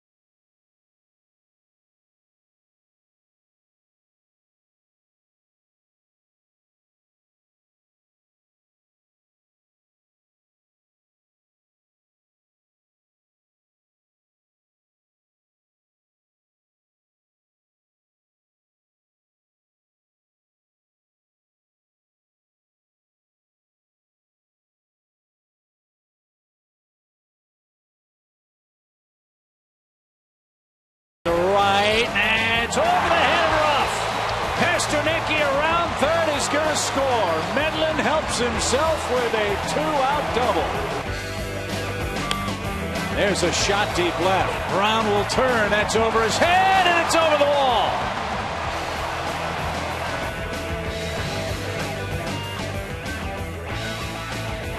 Three runs enough for Chris Medlin so far on a beautiful night in Atlanta. As we head to the home half of the 7th inning, let's enjoy our Jaguar game summary. Not only has he thrown a 5-hitter so far and no walks, he's driven in a run. We just showed you that with the double. Justin's had a good night. Johnson homered off the top of the fence. Dominic Brown drove in the Phillies' only run back in the 6th. And Chris is hitting for himself. He's doubled, he's knocked in a run, and he's walked.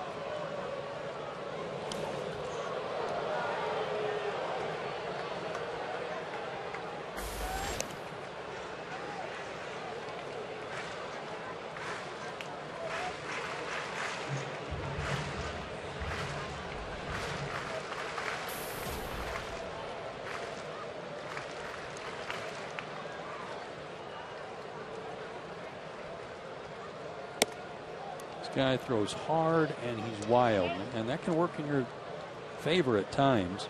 13 innings, now 14 innings, 11 walks. But he's also averaged a strikeout per inning pitched and just a 163 average against him because nobody can hang too tough with him.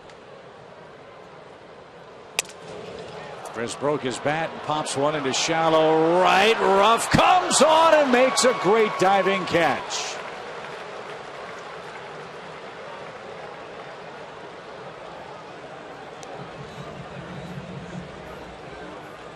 A really good play.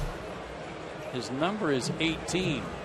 This will go in the books as a 2.4 on the Richter scale, but a nice catch. Good effort. It's a big man hitting the ground there.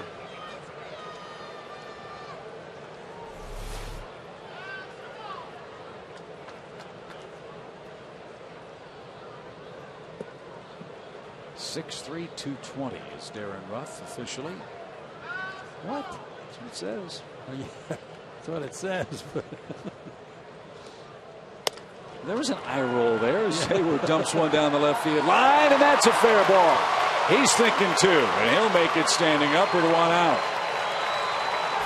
2 more hits for Jason Hayward tonight.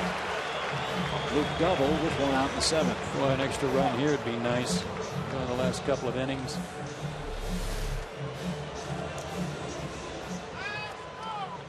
Fastball that didn't get by him but got in on him and just fought it off to a perfect place.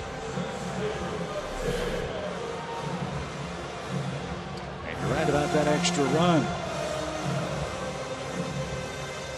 See if Upton can bring Hayward home. He's got 61 RBIs and 2 hits tonight. 3 runs on 7 hits for the Braves, a run, 5 hits for the Phillies. It's been an errorless game to this point. Just past the top of the 9 o'clock hour at Turner Field.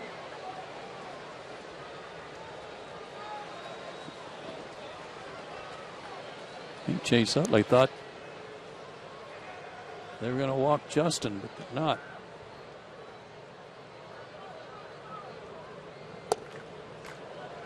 Downstairs, 1 ball, no strikes. Utley was standing by the bag at second, like to hold the runner because they're going to put him on, and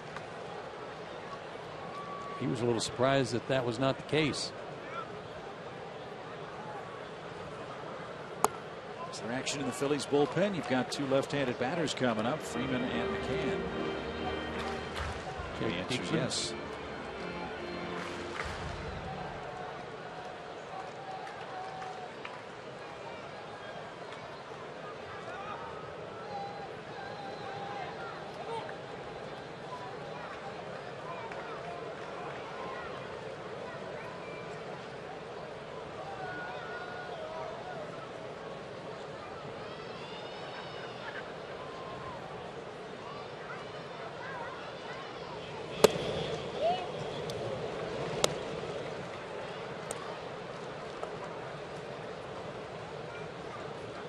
always wonder why teams, if they're going to pitch carefully to a hitter the caliber of Justin Upton, why they don't indeed just walk him.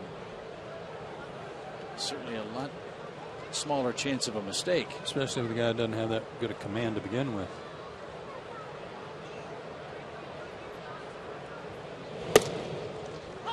Ooh.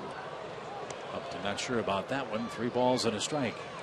97 on the corner.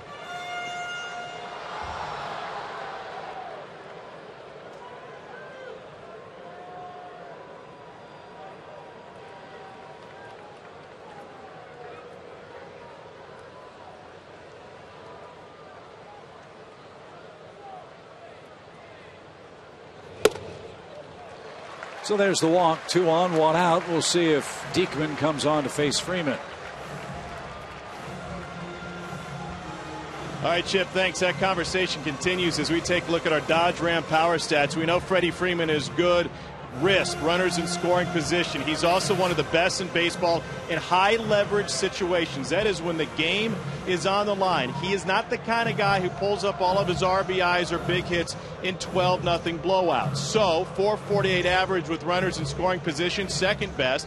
His batting average and his OPS compares with Cabrera, Molina, Davis, and Goldschmidt among the best in baseball. And while those guys have a lot more home runs than Freeman, he is second in walks, which of course puts even more pressure on Brian McCann to come up with big at-bats in these situations if they pitch around Freeman. McCann is a guy who has made people pay. Well, hopefully one of those 2 guys will do just that to the Phillies bullpen. Jake Diekman is on for Philadelphia. 2 on, 1 out. Atlanta leads by a 3-1 count.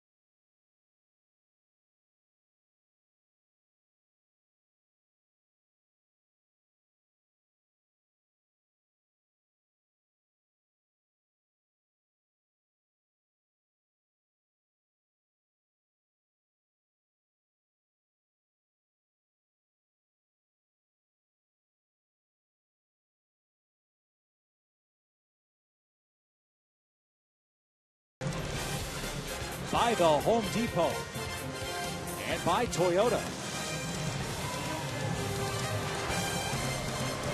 Braves threaten and lead. 3-1 is your score. Atlanta batting here in the bottom of the 7th inning. Let's take a look at our Academy Sports and Outdoors leaderboard.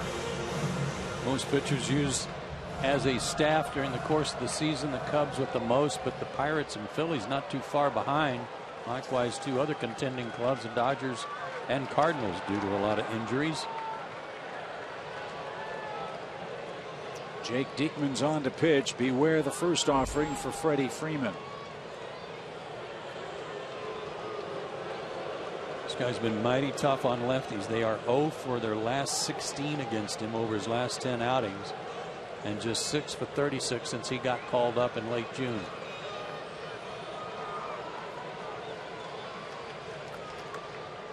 But Freddie Freeman against left-handed pitching has been outstanding all year. He does swing at the first pitch. It's base hit to left. And everybody is safe. Atlanta plays it station to station. Freeman a .280 batting average against left-handed pitchers. And now the inning sets up beautifully for the Braves for Brian McCann with all of those grand slams in the batter's box with only 1 out.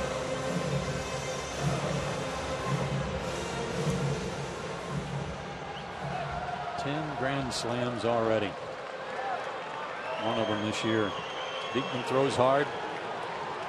93 to 97 with a slider and a change.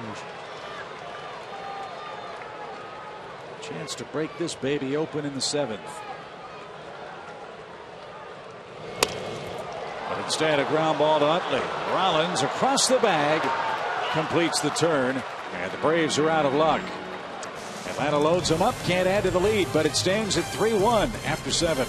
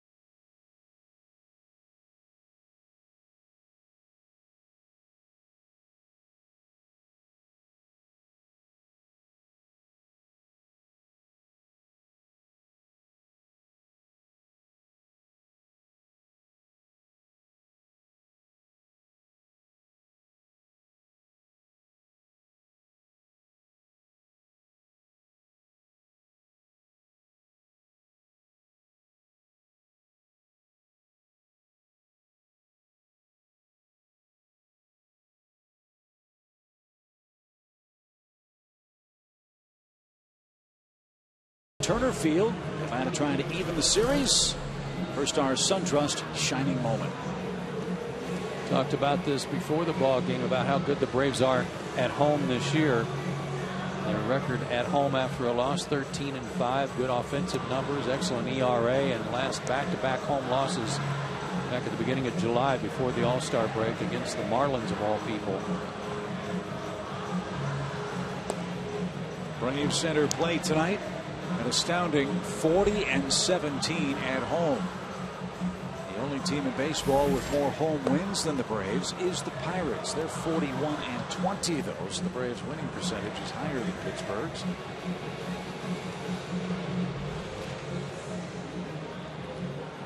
And the Phillies, it's been a real bad year, 24-38 so far on the road. The thing nobody's been able to figure out about the Phillies is they're above 500 against the East, but they're getting clobbered against every other team they play in baseball. Yeah, 26-22 against the NL East. Just a weird year for Charlie Manuel's club. Maitland's back to work in the 8th inning. Surprised? Yeah, a little bit. Just because he was getting the ball up last inning. He was able to get that line drive double play that helped certainly.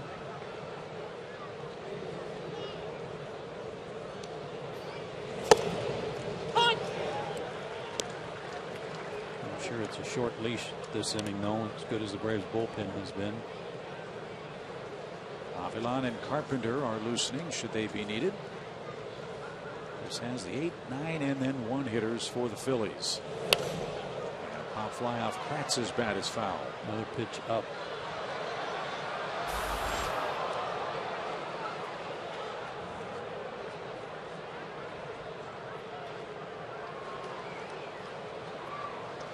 He's only thrown 88 pitches. That's incredible. He had a stretch there, 2nd, 3rd, 4th, and 5th innings where he threw exactly 12 pitches. That was in the middle of a stretch where Chris retired 15 consecutive men. That ended in the 6th when Utley doubled and came home on a Dominic Brown single.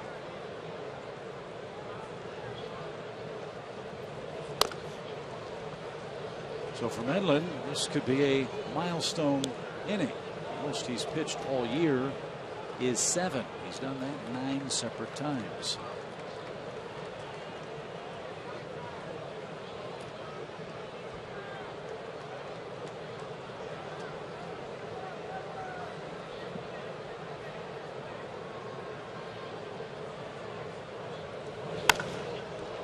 That's belted into the seats to the left foul. 2 balls, 2 strikes.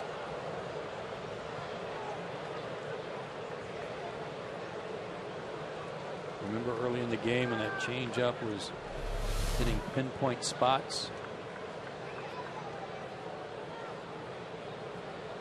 It's up.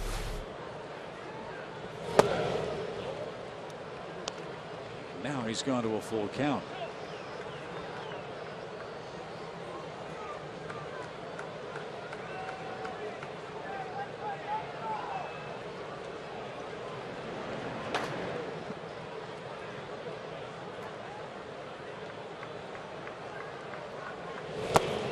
He just lost Kratz, and the tying run potentially comes to the plate for the Phillies. Kevin Franson will pinch hit. Phillies have played well at Turner Field, and this looks like that's probably going to be it for Chris Medlin after the walk to lead off the inning. But the Phillies have won 12 of the last 21 games played here, outscoring the Braves, and actually by a run, pitching better too. Chris will get a good hand, but this was evident last inning when he was missing upstairs. 7+ for Medlin. He walked only 1 man and struck out 5 and turns it over to the bullpen with the lead.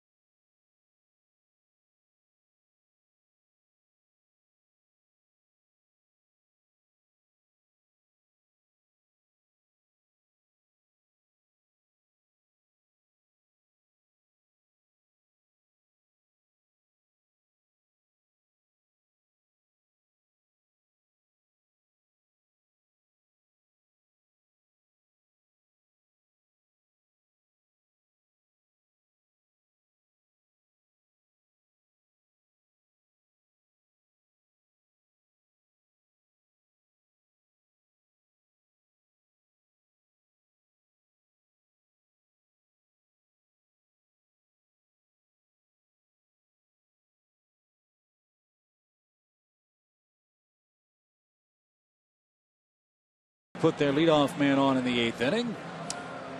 And all season long, Braves baseball on Sports South is being presented by Academy Sports and Outdoors. The right stuff, the low price, every day. 7+ innings for Chris Medlin. Here's a collage of his night tonight. It's pitched a good ball game. 7 strong innings. Only gave up 1 run and the 1 walk here to the leadoff hitter in the 8th. He's helped himself defensively. He's helped himself at the bat, driving in a run as well. Tough batter at the plate, though. Kevin Franson, one of the best pinch hitters in the game right now. So David Carpenter will answer the AT&T call to the bullpen, and Atlanta's bullpen this month has been unbelievably solid. And David's had a big hand in that.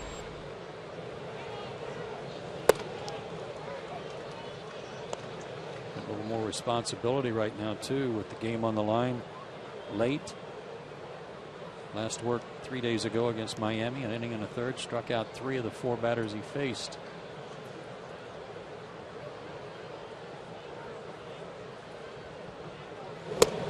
So far in August, the Braves relief corps, 2 wins, 1 loss, a 0.83 earned run average. That's 3 earned runs in 32 2/3 innings, with 37 strikeouts and 8 walks.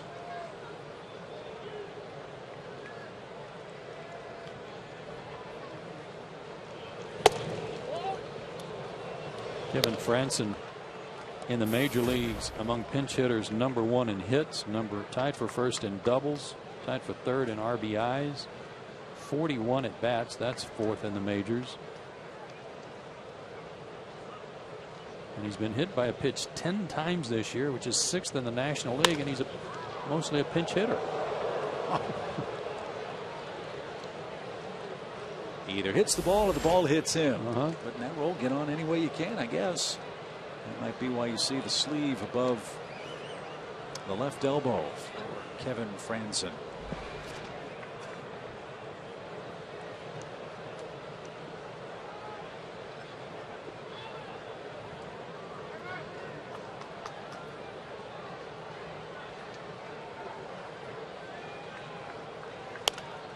Tell you what, you look at his Phillies batting helmet, looks like somebody took a blowtorch to that baby.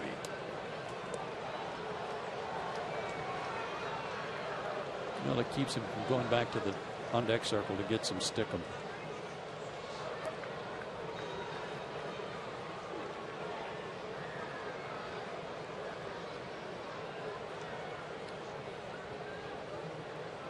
Former San Francisco Giant.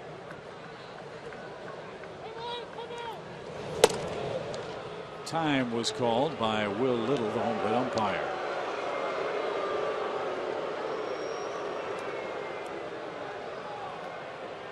A late call at that.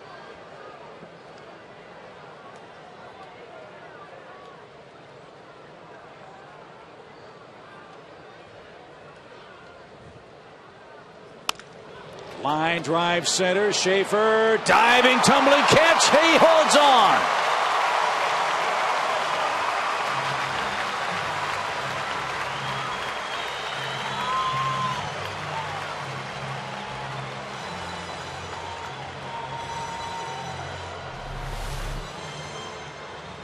Great reaction on a sinking line drive, and all he was concerned about there was catching the baseball.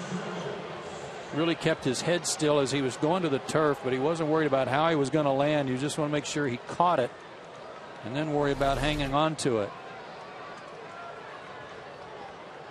My opinion, the best outfielder on the team. Another great play by him. And I say that with all due respect to the Gold Glove winner in right field. That's what I was just going to bring up. Schaefer's also made a great throw tonight. Remember, he threw out Dominic Brown, who tried to stretch a single into a double. That got Medlin out of more trouble in the 6th inning. And helped keep the game at 3-1, which is where we stand in the 8th with 1 out. Rollins takes one over the outside corner, 0-2.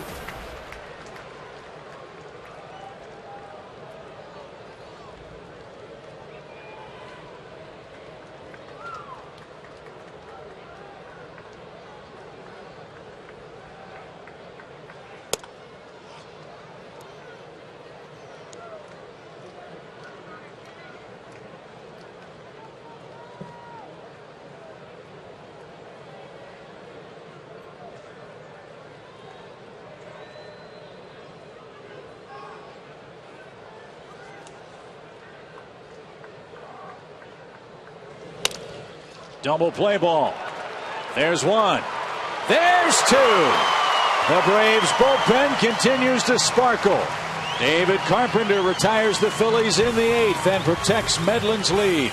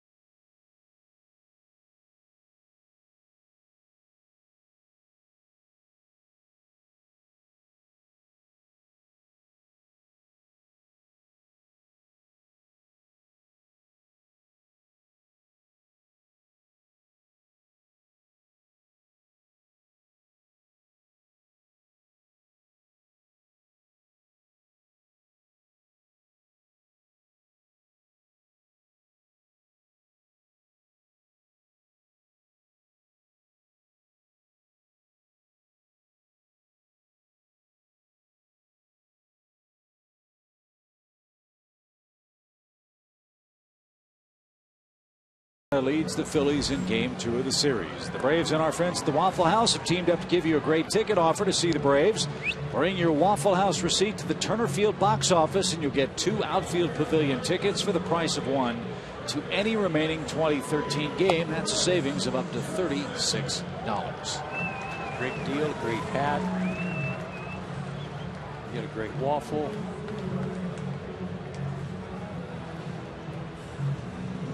And there's a great look at Justin DeFreitas, the new pitcher for the Phillies.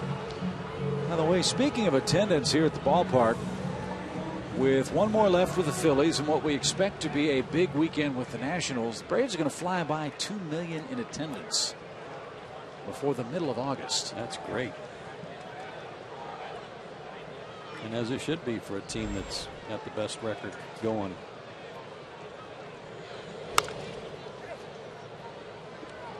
Games left on the schedule for Atlanta.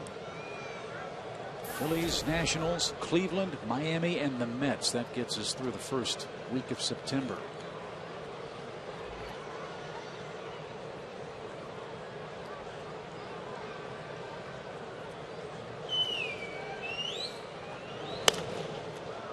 High pop by Johnson. That's headed for the seats. Wasn't sure who DeFreitas was, but now remember he's old number 79.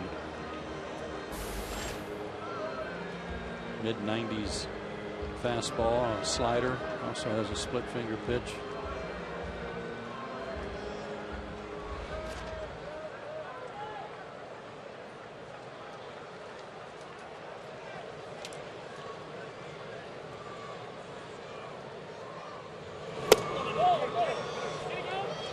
Held up. 1 ball, 2 strikes. If he can pick up an 8th inning hit, he'll earn his 41st multi-hit game this year.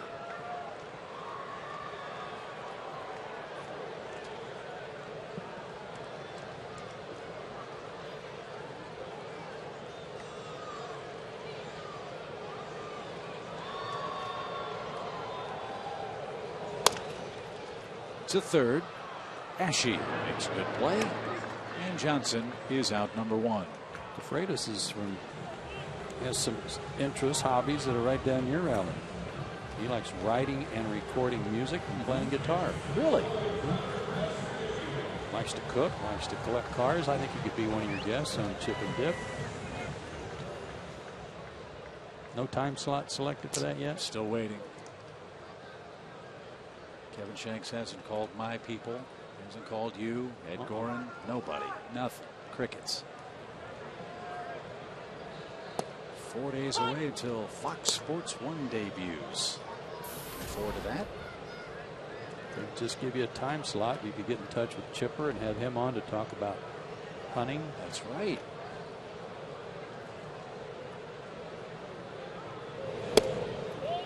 Maybe something about his affiliation with the Atlanta Zoo. That would be that's a half-hour show all by itself, isn't it? Mm-hmm.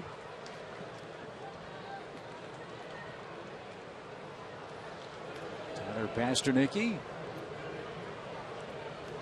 used to get some extended playing time with Dan Uggla going to the disabled list. Just joining us here at 9:30.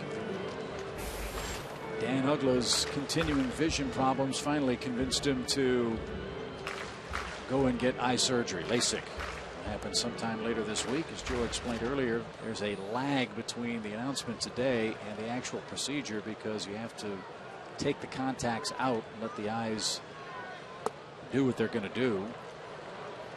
And then Dan will also have a chance after the surgery, a couple of days to heal and then get some minor league work in. And that's of importance because the minor league season ends here in a couple weeks.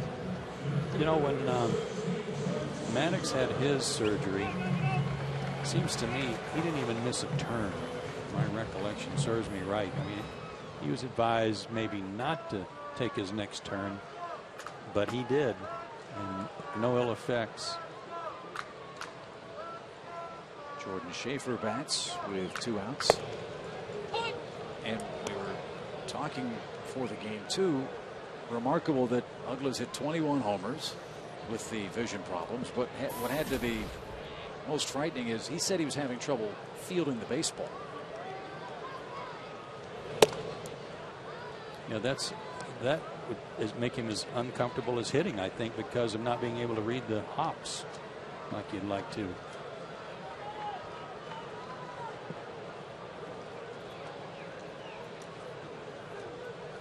One ball, one strike for Schaefer.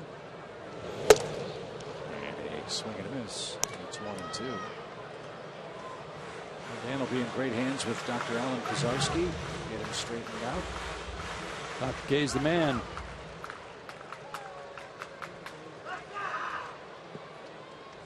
The eye doctor to the stars.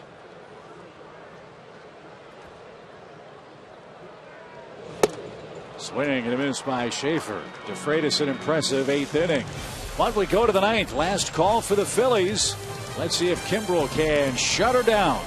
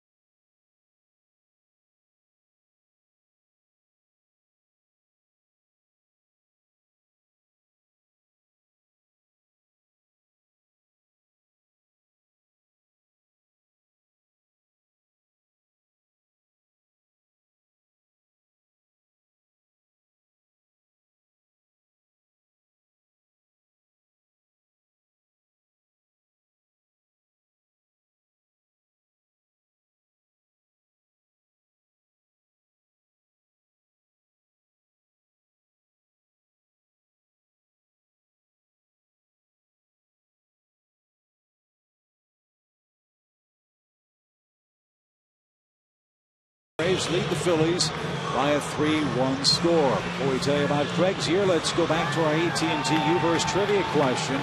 During the last 30 seasons, who's the only player with more hits against the Braves than 247 recorded by Jimmy Rollins? I'm going to stick with Tony Gwynn. I like the choice. Let's see if Tony Gwynn, the San Diego Padre great, is the answer. It was.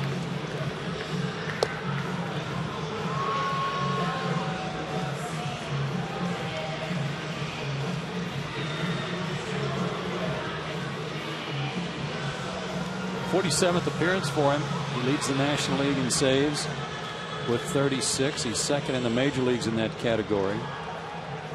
His last 15 innings pitched, he struck out 29 batters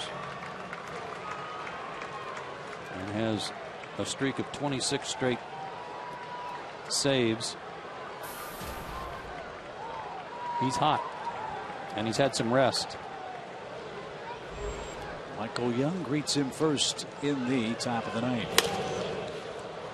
Back to the trivia question. Your answer of Tony Gwynn was absolutely perfect. Gretchen looked it up. Tony Gwynn's career batting averages against the big three. You ready? .312 lifetime against Tom Glavine, .429 lifetime against Greg Maddux, and .462 against Smoltz. Line to second. Young is out number 1. And Paul Janisch has checked in for Pasternacki.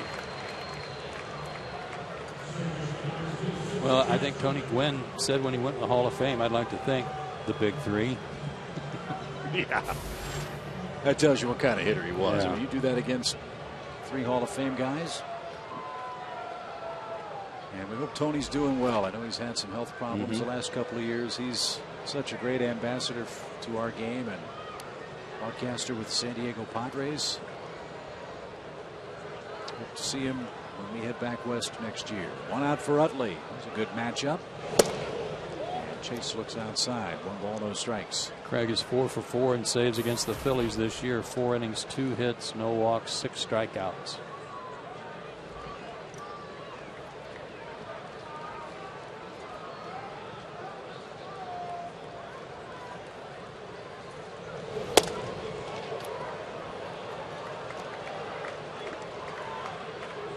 You have a surprising stat on Utley versus Kimbrel. 0 for 6. Tells you how good Kimbrel has been against the Phillies all-star second baseman.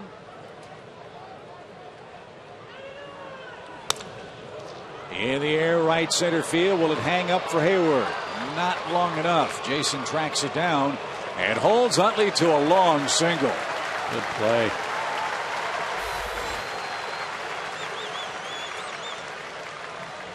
Three-hit night for Chase Utley, and it brings their big power hitter, Dominic Brown, to the dish with a chance to tie the game. Not a bad pitch. It was down.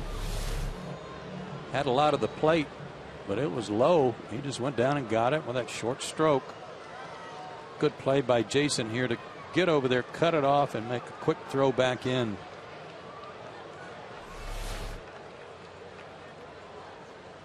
Brown knocked in the lone Phillies run and got a breaking ball for strike one.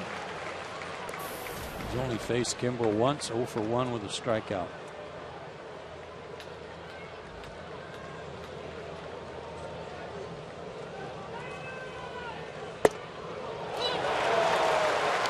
.98 at the knees, 0-2.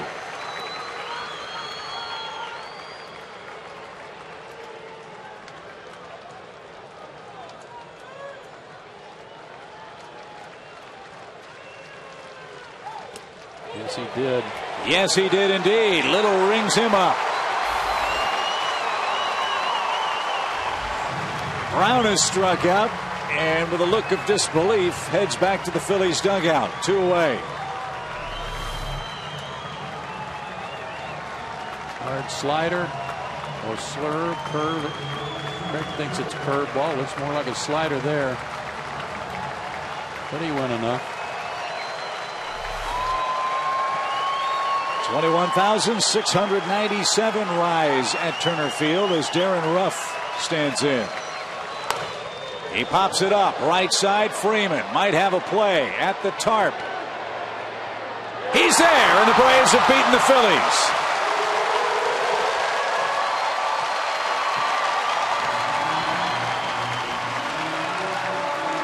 Kimbrel's save streak continues. Chris Medlin's win streak continues.